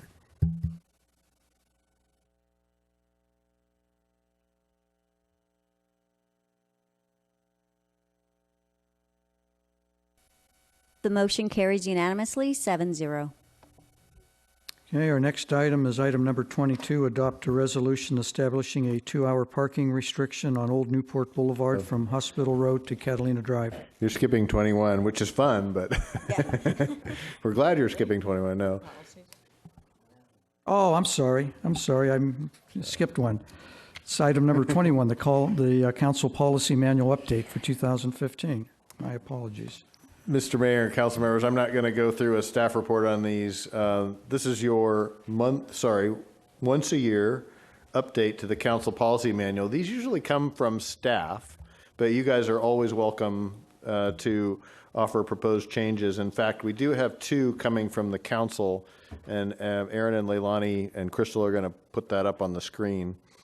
But the rest of them come from staff when we need to correct a reference or conform. The actual in the field practice has changed significantly, and the policy should change accordingly. So I'll stop there and invite your questions on any of them. And knowing that we do, I think Mr. Selich and Ms. Dixon have a proposed change to A6, and Mr. Duffield wanted to talk about something on A9. So you're going to see some red lines on those. Any questions about any policy that's not A6 or A9? You have a question? Go ahead. Yes. Mayor Pro Tem Dixon has a question on... Well, I was going to also speak on A6. Should I do that at first? Just want to thank you for making this change. I'll just explain why I'm supporting the change, because it is an important procedural change in how we've been operating the last few months and I guess for the last few years. So the revision would allow a council member to agendize an item simply by speaking with the city manager 1 week before a city council meeting. So essentially, and you'll say this better than I, Dave, we are eliminating one step in a three-step process to simplify that process. Actually, at least one step, maybe even two steps, and I would just offer for the council, if you had something you wanted on the council's agenda that was relatively easy to pull together, not something that involved an extensive amount of staff time or budget for a consultant to study something, then I think you could avoid two steps. If you didn't, I would probably put that on the agenda as you requested and say, by the way, this doesn't fit within our workload, or we need some budget approval. So that's kind of how I'd approach that. Stop moving it. Oh, it keeps moving around. Everyone wants to Well, before you go on, just let me make a comment to that, since you and I have discussed this, is that it's been expressed to me by a number of council members a little bit of frustration over the cumbersome process that we have now. And so Mayor Pro Tem Dixon and I talked about coming up with an alternative process. So this is our suggestion, and to just help smooth things out a bit, because it does seem that we're getting into a rather cumbersome process here with this. Councilmember Curry, did you want to speak to that right now? I'm sorry, I'll stick to that, but unless there's other people in the queue, though. I'll queue up properly. Okay, good. Okay, back to you, Mayor Pro Tem Dixon. Well, unless you were going to speak on A6, Councilman. Yes, okay, go. I'm going to do another one, so go ahead.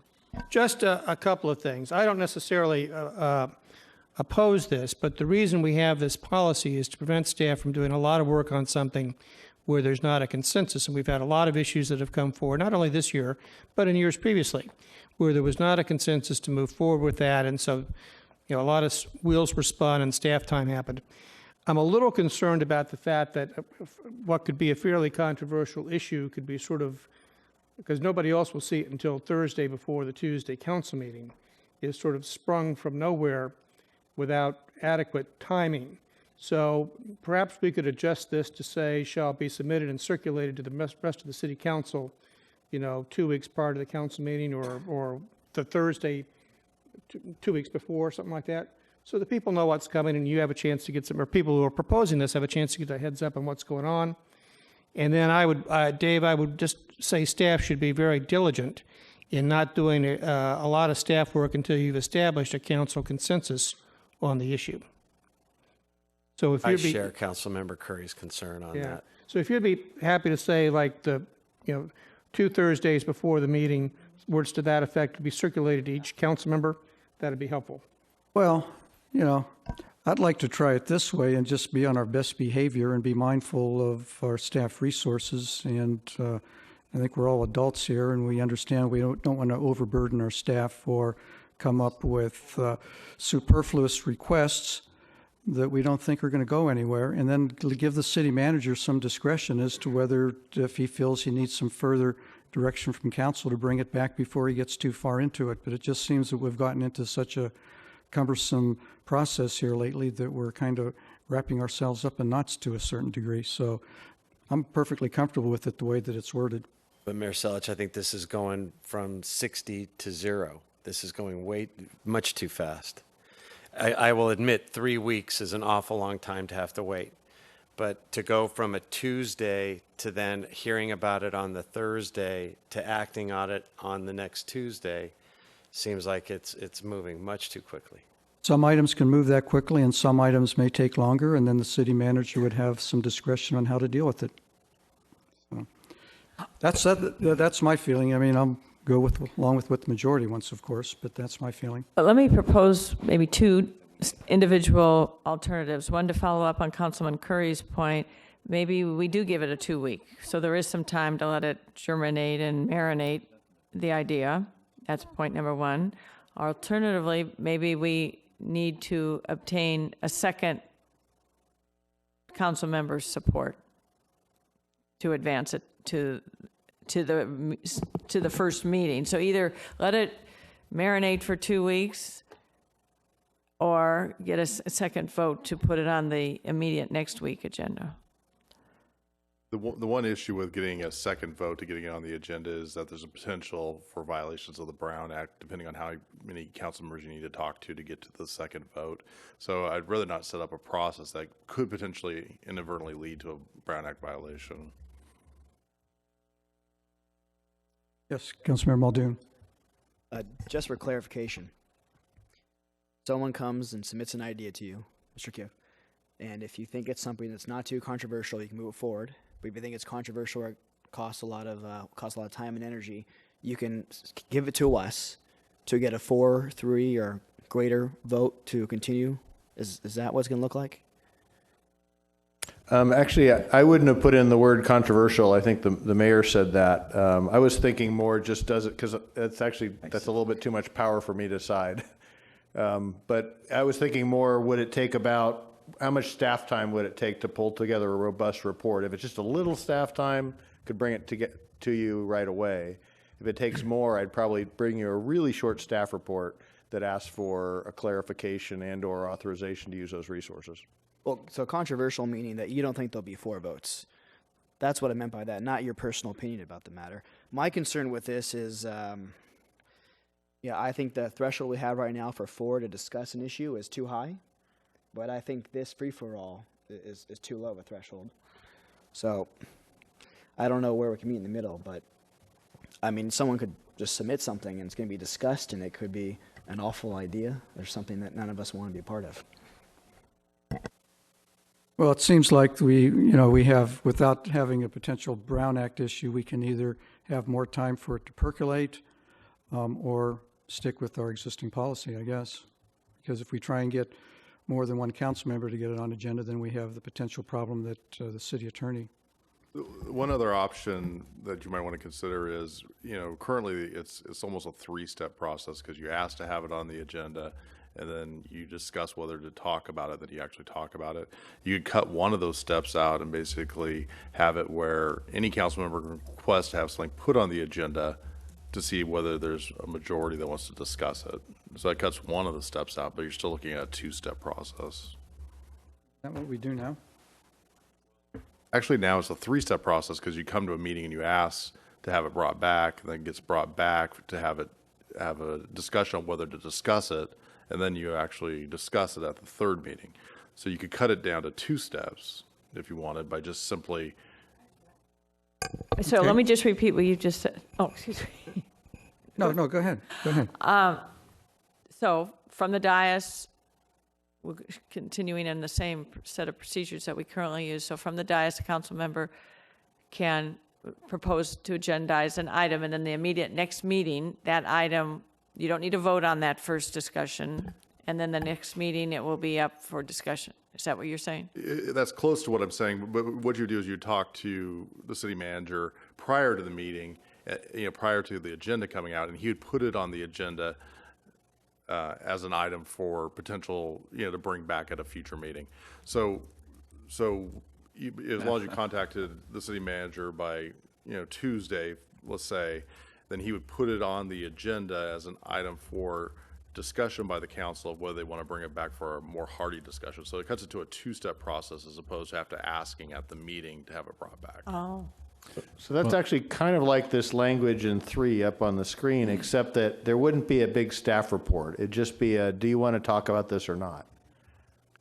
Well, I think that would be better, because the issue you want to avoid is having a major policy initiative sort of brought up on a Thursday that nobody's seen before and voted on Tuesday, before the public's had a chance to sort of mobilize about the issue, or whether the council itself has really had a chance to think about it. Mr. Mayor. Councilmember Piotr. So we've got this 3-step process. In effect, the city attorney is recommending taking out the first step. What Diane was saying, Councilmember Dixon was saying, is that we're basically getting rid of the middle step, which solves or responds to Mr. Curry's concern about, giving more lead time. So in other words, anybody can agendize it. Just ask for it to be agendized at the previous meeting, in effect. So there's no 4 votes necessary. It's just, hey, I'd like to have this agendized, and it just is agendized to talk about. So you get the 2-week lead time. It's 2 steps, but there's no concurrence first. It's just, it'll be talked about. The question would be, when you talk about it, do you want a big old staff report associated with it to really exhaust the issues? I think that would be something that would be left up to your discretion. So, I mean, that's another alternative. What I was proposing would basically be the elimination of 3A, and then you change B from the mayor to any council member. You know, that's in essence the change I was discussing. Councilmember Piotr's laid out an alternative proposal of basically, you know, notifying at the council meeting the item he'd like brought, or anyone would like brought back at the next meeting, and that way everyone has notice of what's going to be on the agenda. Yeah, paragraph B is the part that I find the most objectionable. You have to win the argument just to talk about the issue. And I think we ought to err on the side of airing the issue, not denying it.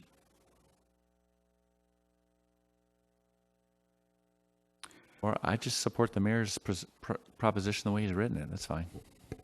Well, it sounds like we're going to get all wrapped up in this. Why don't we just pull this off as a side issue and deal with it at the next meeting? Maybe we can come back with some different alternatives. 'Cause we can play with that. We're not going to try and rush this through tonight and make that change.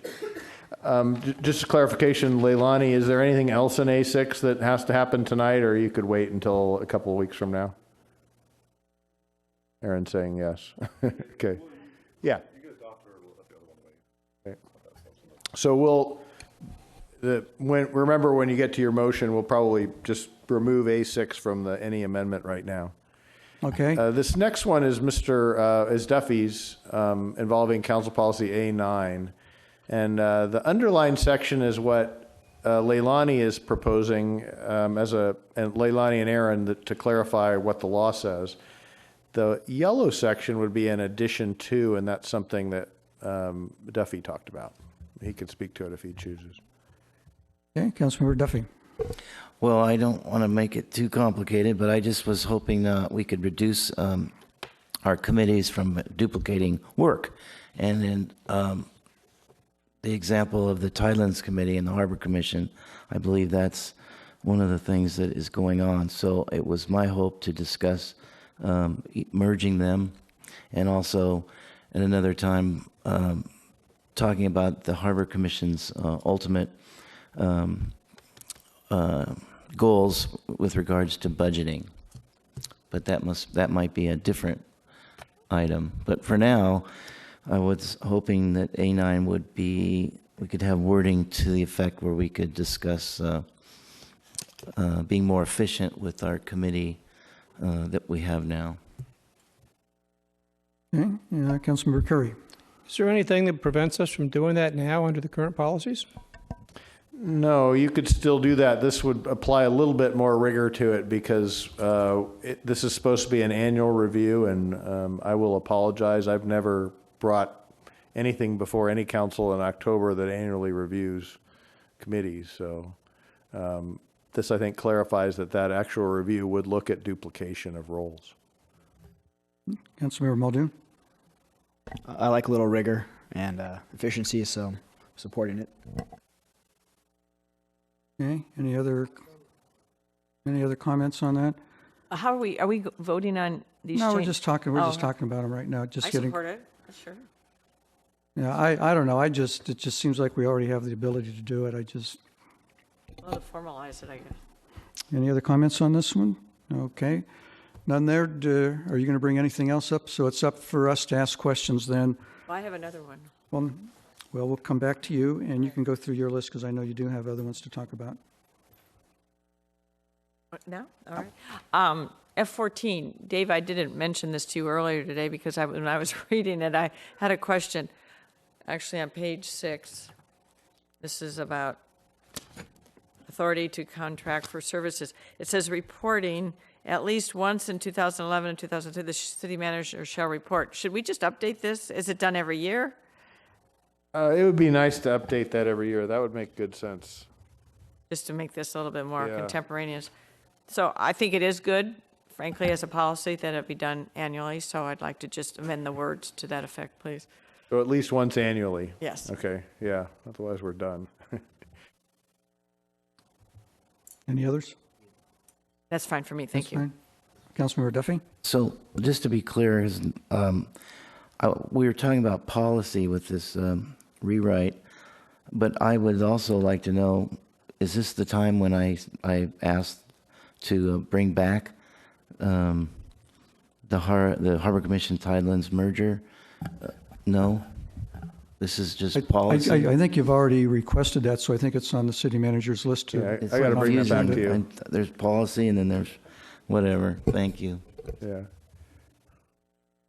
Okay, any other comments on the policies? Okay, I'll open up for public comment. Anybody from the public want to comment on these policies? Mayor Selich, members of the council, my name is Jim Mosier. As the city manager observed, there is a very thick book called the Council Policy Manual. Most of the language in it is actually written by the city staff, and it's ratified by the council rather than written by the council. There is a difference there. When this packet of changes comes up every year or two, I have a feeling it's quite a lot like Measure EE. I don't know how many of you remember that. It's from 2012. The voters were asked to ratify 38 changes to the city charter, all in one vote. Your hands are not tied in that way that you have to vote up or down all of these at once. But I think here you have 22 policies being changed. I think it's too much at one time to actually review thoughtfully. It's certainly too much for the public to comment on thoughtfully at one time in 3 minutes. So that they don't all get the same attention as A6 and A9 do. Probably as you read through this, as you got towards the Ks and the Ls, your attention was, I would expect, flagging a little bit. Some of these items you have here are just simple cleanups. Some of them are not cleanups, and if you went through the rest of the council policy book, you'd find other things that could be cleaned up that are not being cleaned up here. I don't know entirely the rhyme or reason to that. I would point out you have in here one item that is actually not something you technically need to vote on. That is called Policy I-2, the library use policy, because our city charter gives to the library board the complete authority to set the policies for use of the library. So that's really just kind of a receive and file item for you. On the other hand, with a similar number, you have a policy I-11, which has to do with donation of art to the city. That was considered at some length and is hugely revised here by the Arts Commission, but they do not have the authority to do anything other than recommend policies to you. So they were perhaps hoping that it would receive your thoughtful consideration. I'm not sure it is. In here is a policy A17, our aviation policy. One might wonder, should the aviation committee have looked over that to consider revisions? I do not believe that they have. And the time is running out here, so I can't do very much with this, but I could tell you if I looked, for instance, at policy A2, the new members of the council are probably not aware in here. If you're talking about things staff is not proposing, you'll learn next month when you make appointments to boards and commissions, which is here. The current voting policy here we have can lead to very embarrassing deadlocks where you can't decide on who your nominee is or appointee. The procedure really needs to be revised. In the next page, it talks about the business improvement districts. The policy doesn't apply, but the Street and Highways Code does. If you look in the Street and Highways Code, you'll find there's nothing about it in there. Thank you. Any other comments on this item? Okay, seeing none, I'll bring it back to council. I think we probably have a consensus on Councilmember Duffy's suggestion on A9 and suggesting that we defer A6 to our next meeting, and I'd entertain a motion to that effect. I would, Mr. Mayor, move the updates to the council policy manual, including Councilmember Duffield's modifications to A9, and we'll look forward to a more robust discussion on A6. Mr. Petros and Ms. Dixon's change to F14. Oh, F14. Correct, correct. Thank you. Second. Sorry. Okay. We all clear on the motion? Please vote. The motion carries unanimously, 7-0. Okay. Okay, now on to item number 22, adopting the resolution establishing the 2-hour parking restrictions on Old Newport Boulevard from Hospital Road to Catalina Drive. Yes, good evening again, Council Mayor. This item we bring before you tonight has to do with some parking concerns we do have on Old Newport Drive. A group of businesses recently came to us and kind of showed us a problem that's going on there, and they're concerned. I have a small PowerPoint to kind of identify where we're at here. If I could get that up, thank you. This is the area we're talking about here on Old Newport Road between Hospital and Catalina. And the businesses in this area are concerned that this parking lot right here, which is zoomed in here, is being used by a lot of long-term parking areas, and they don't have enough short-term parking to address their businesses. So they've requested that we put in 2-hour parking in this parking lot here.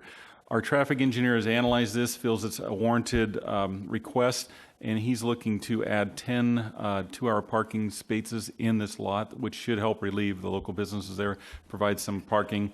We're concerned about going too much. The businesses wanted 17 to start with, but if we put too much 2-hour parking in, what we'll probably do is drive the all-day parkers that are coming out of the medical offices around here into the neighborhood and causing them problems there. So we suggest starting with 10 spaces at first and see how that works out. So the resolution you'd be approving tonight would give us that authority to do that. Okay, any questions of staff? Any comments from the public? Okay, bring it back for motion.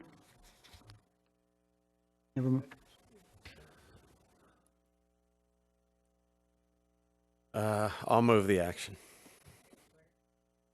Okay, please vote.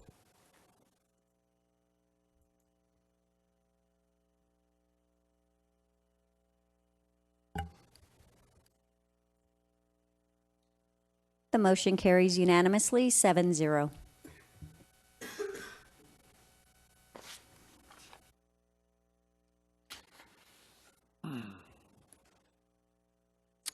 Okay, on to item number 23, Council Policy A6, review of commercial marina rates and consideration of the purchase of residential property at 230 Kings Place for a park.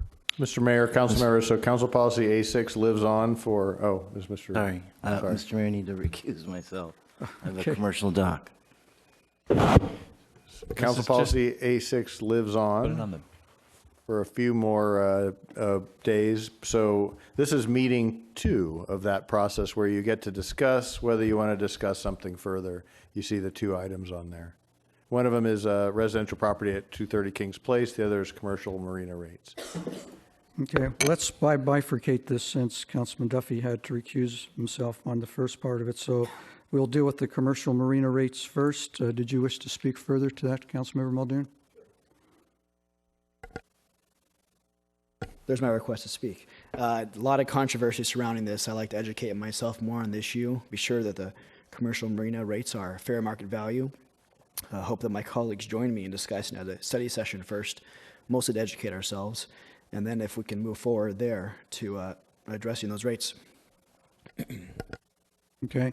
I'd like to suggest that when we do this, that we expand on that, that we include the moorings, and that we consider looking for something similar to what we're doing on the, or we're potentially doing, I guess I should say, on our City Hall audit, and have an outside independent entity come in and assist us in reviewing all of the commercial rates in the harbor, not just the marinas, but all the commercial rates and the moorings. And I know that the Harbor Commission has done their work on the moorings, and the mooring subcommittee's worked with them, so I would suggest that if we're inclined to do this, that we have the Harbor Commission present its report to us on the study session before the evening meeting when we actually discuss this issue. So that would be my suggestion. Well, I'll let someone else make a motion on it. I'll second it. I'll second. Okay. Well, so someone make the motion. I'm not going to make the motions. Didn't you make the motion? No. Oh. I'll second it. There, I just, let someone else make the motions. Come on. Okay, so we have a motion and a second on that. I'll open it up for public comment.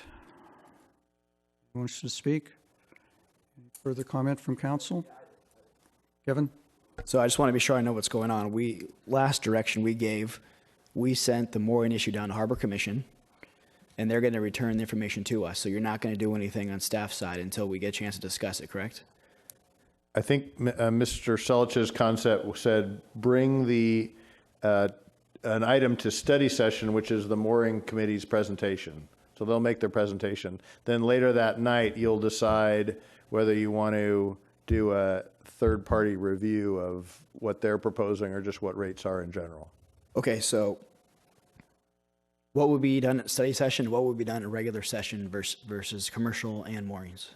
Nothing on study session for commercial, but there would be a presentation by the Harbor Commission about what they want to recommend for moorings, and that would be at study session. So you would hear that in the afternoon. Then in the evening, you could decide, there would be an agenda item that you could decide what to do next, whether that would be to have a third-party group take a look at both moorings and commercial, or one or the other. Fair enough. Thank you. And Mr. Mayor? Councilman Piotr. Mr. Kiff, just FYI, Duffy will be able to participate in the mooring discussion, but not the commercial dock discussion. So make sure you bifurcate them on the agenda. Okay. Any other comments? Please vote.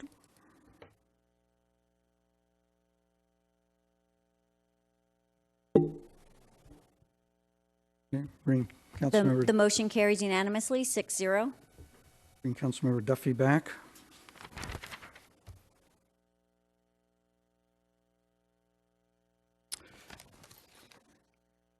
Since this is his district. Okay, so the next part is the consideration of the purchase of residential property at 230 Kings Place for a park.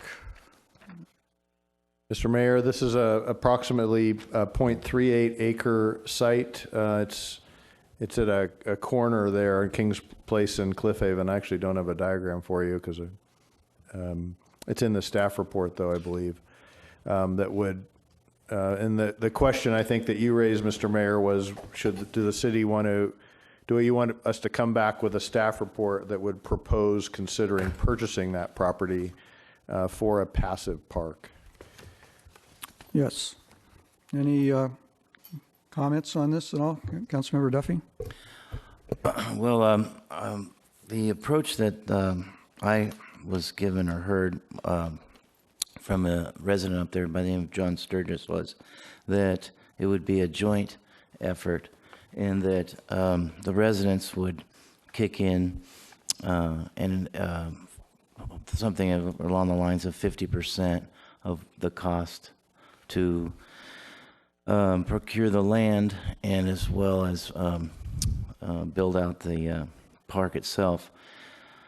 And that is what I was originally told, but I'm understanding that it may be, I wish he was, he's here. Oh, good. I didn't see you. Okay. So that's it in a nutshell, and if that's the case, that's just, we should discuss how we feel about that, if we want participation of the residents. Okay. Councilmember Petros. Yeah, I have heard from this council on just about every element, whether it be a future park, a future pool, a future West Side Community Center, our arts, performing arts, that we are very interested now in getting the public's participation in everything we do. So I think this is a perfect example of that. And I think that if there is interest here, that the public, those people around this area should contribute to the cost of the purchase of this, or at least show us that they're willing to come up with at least 50% of that purchase price. Okay, Mayor Pro Tem Dixon.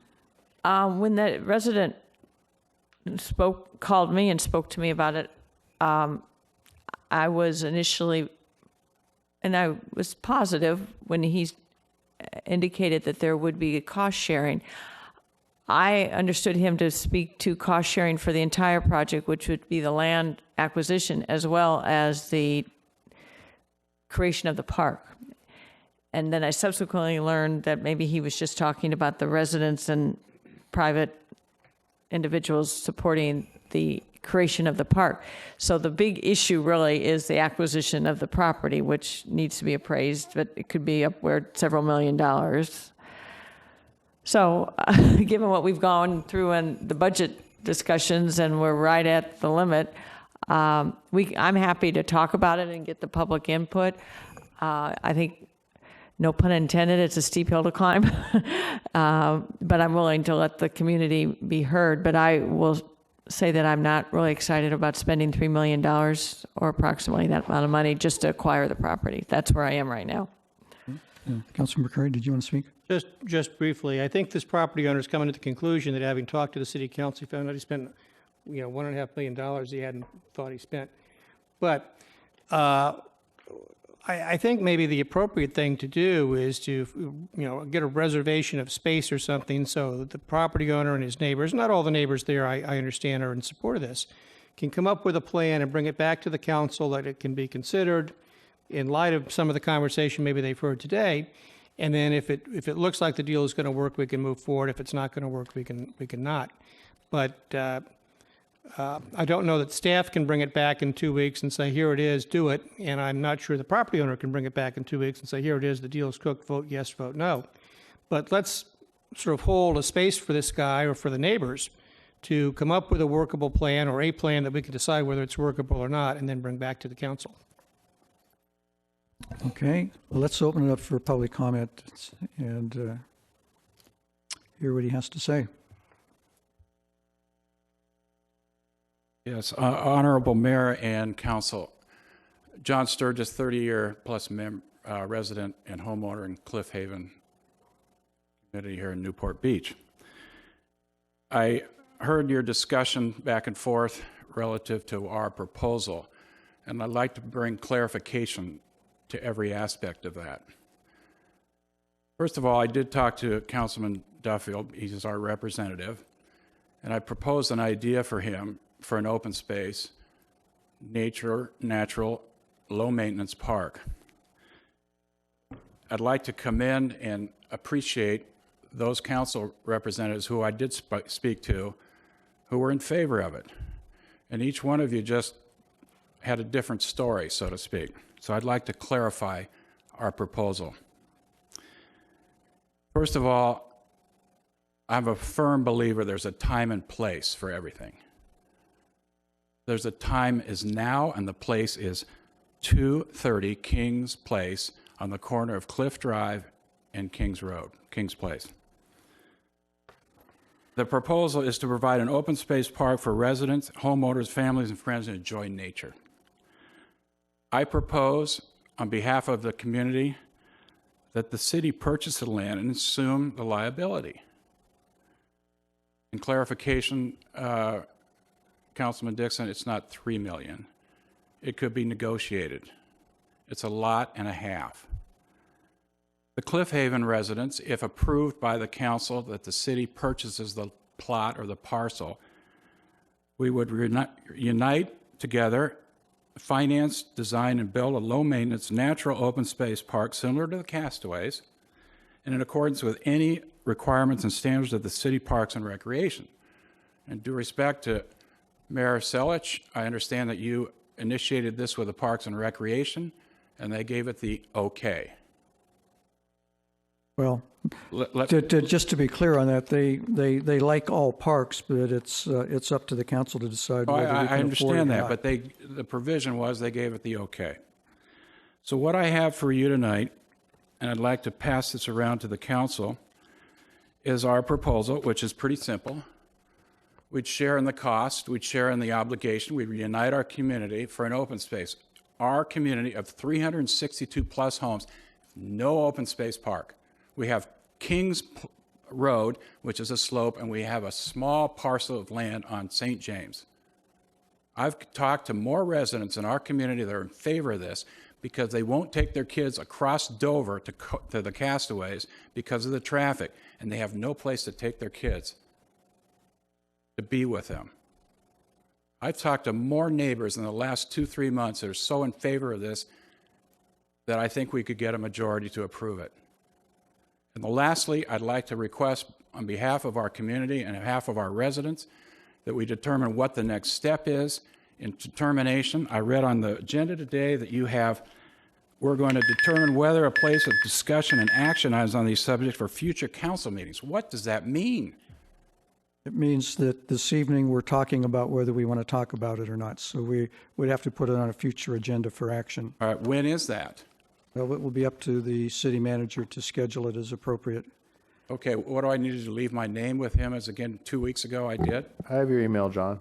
Okay, thank you, sir.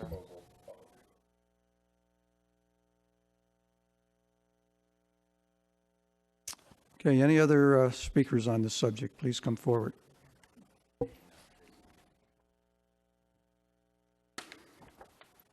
Good evening, Mayor. Good evening, council members. My name is Brian Brooks. I'm a long-term Newport Beach resident. I live in the Cliff Haven area, very close to where this particular property is located.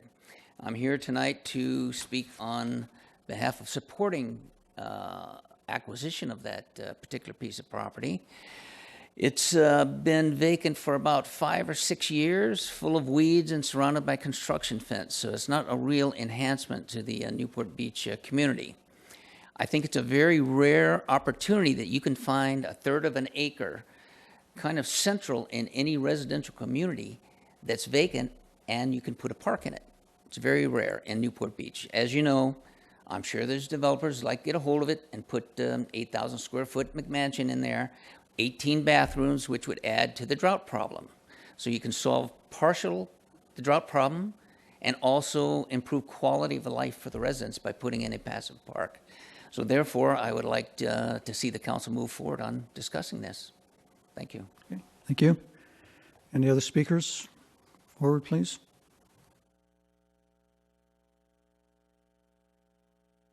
Thank you, council members, Mayor and Mayor Pro Tem. Bill Dunlap, Newport Beach. You have the past 3 Cliff Haven presidents here.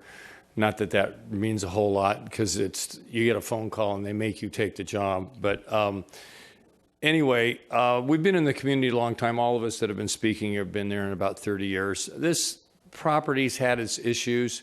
The owner of the property has designed a house for it, so they're trying to sell it as a package. That's problematic in Newport Beach.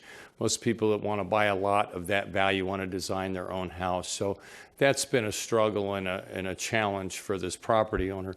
So I think this is an opportunity to look at this piece of property, to explore it. There's some, challenges. There's the dollar amount, lots that are less than this. So this is a third of an acre. So it's about 14,000 feet or so. And a 7,000 foot lot goes for about $1.3 million or $1.4 million. There might be ability to get it for less depending on the owner and where he wants to go with this, since he hasn't been able to sell it. So, and I think what's been offered by Mr. Sturgis and others would be that we could develop a plan to build out the passive park. A lot of us in the construction industry could pull our favor card with some of our landscapers and so forth and work with the city staff and develop something that would be approvable. So if you could continue exploration on this, I think it'd be worthy of your effort. Thank you so much. Okay, thank you.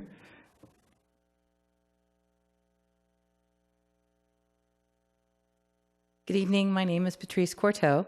I actually live directly across the street from this parcel. Interesting thing about this parcel, the people who owned it gave it to the neighbors that live next door. They haven't been able to develop it yet. I do like the idea of a park. There are some issues with it. Parking is very limited. The noise at night would be a problem, so I would consider you thinking about the idea of having some kind of curfew if you do approve something like this. I also think that it's really important for all of the neighbors in the community to weigh in on it so that we have consensus. I do think it's a neat idea to have a community supported where we all get together and do something to make this parcel a beautiful piece of open space. So I would like you to consider it. At first I was against it because I didn't like the idea that we would have late night partying, because there is partying that goes on that lot, smoking, drinking, all kinds of stuff, and picking up beer cans and things like that at night, which really that community doesn't do well. I mean, it really doesn't. But if we could make this open space and we could all enjoy it, And we could say that this is something that the people who originally owned the property would maybe even name it after them, because they were really wonderful neighbors. And since I was born and raised there, and my house is the first house that was actually built in that community, we have a vested interest as a family. Thank you. Thank you. Any other speakers on this one? Okay, seeing none. Mr. Mayor, if you don't mind, I want to interject some thoughts. I hate to be the wet blanket, but I feel like I need to be a wet blanket a little bit here. And especially in light of what the last person said, we don't see an ease in enforcing a curfew, for instance, in such a small little area. That's one item. Another item, when I looked at this the assessed value in the tax rolls for the lot alone, because there's nothing else there, it's about 1.5 million. We don't have that in the budget. And I think if I imagine the property is either always on the market or certainly available at a price, so it would have to happen kind of quickly, some decision on your part. It also, I'll be really selfish with the budget, it also takes private property off the tax rolls when it becomes a park. It's terrific to have a park in the neighborhood. I don't doubt that at all, but those would be my concerns just as a city manager. Okay, thank you. So, Councilmember Duffy, this is in your district. Do you have a reference on how to proceed here? Well, I am very sympathetic to Mr. Sturgis out there. One of the things I believe I'm hearing is, life is timing, and, we were put here to be fiscally responsible, and to suddenly just go out and buy a park that's not on the budget is not really what they put me here for. So sadly, I wish I had an extra $1.5 million to throw at a park. But I think that if there's enough enthusiasm to have it, I wonder if there's another way to skin the cat. Is there another way to come up with a method to pull this off? Obviously, we don't know if tomorrow it gets sold, right? And we don't know that. So we're kind of under a gun to buy it fast, which is, not what I thought we wanted to. But we're not in a position to do that. That's the sad reality of it. We're going over this budget, and we're trying to be as fiscally responsible as we can. I thought I heard you tell me there was more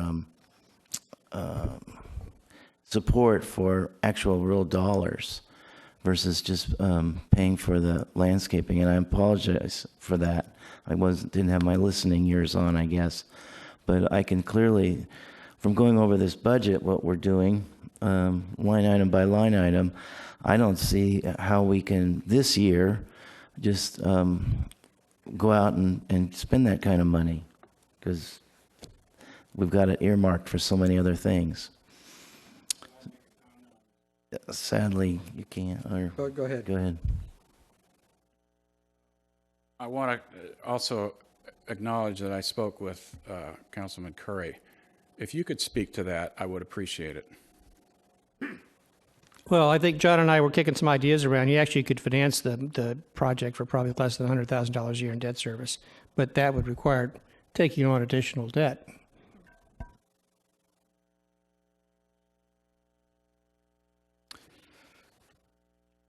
Well, Councilmember Duffy, do you have a preference on how to proceed again? Well, does any of the other members of the council want to chime in on this or help me? I'm not seeing any requests to speak here. I'll say something. Mayor Pro Tem Dixon. I am influenced by the gentlemen out here who have headed up the Homeowners Association and the local residents.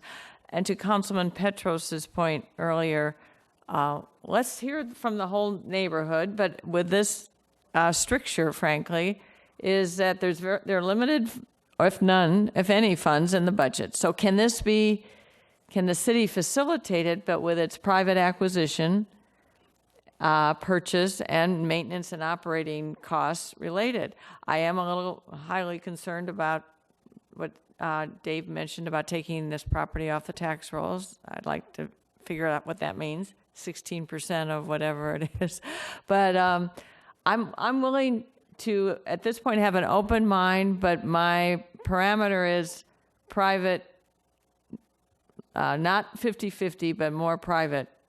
75-25, 60-40, but not 50-50, that it needs to be put together by private sources. And we are a generous community, and maybe by airing it in a public discussion, we'll find some generous donor who can help put this together. So I'm willing to take it one more step. Well, would you like to make a motion to that effect? Okay, let's bring it forward to a future meeting. The next, well, maybe it's a study session. Dave, is it a study session? A 15, 20, 30-minute study session as part of another study session? Yeah, you could do whatever you'd like there. That could work. So let's get the community together. If you feel that you could bring the folks together and come up with some creative ideas to relieve the city's burden of this, because I would not support the city buying the property, but we could come up with maybe something creative. And maybe by airing this in the community, I'll get some support. So at a study session, maybe we could test those ideas. Okay, so could you restate your motion? I move that we have a study session to explore the corner of Kings Place and Cliff Drive. I'll second that. Okay. In the next 1 or 2 meetings, hence. Okay. And the purpose of that meeting is to get private support for the purchase, because the city is not going to purchase the property. Okay. Community support.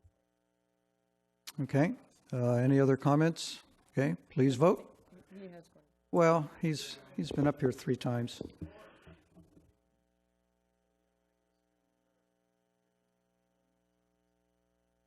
How am I going to go out? Sir, you're out of order. Okay, please vote on the motion. Oh, maybe we just lost it. Do you want to withdraw your motion? Yes. Okay. Okay, so Mayor Pro Tem Dixon has withdrawn her motion, so we need a motion to not proceed with this item. No, we need to do a motion on this item. So, Do I do a motion? well, any member of the council can do a motion. I withdraw my motion. I'll second. Okay, so the motion is not to proceed further with this item and not put it on a future agenda. Any questions on that? Seeing none, please vote.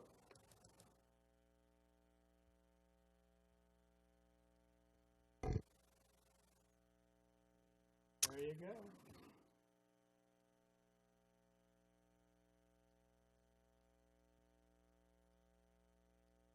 The motion to withdraw the motion carries.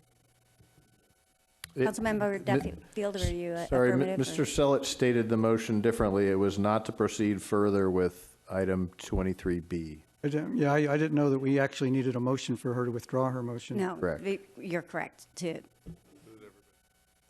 so will the Councilman city Duffield, clerk yes. please state what we voted on so we don't get into confusion again? The motion was to not bring the item regarding the 230 King property to a future meeting, and that motion carried unanimously 7-0.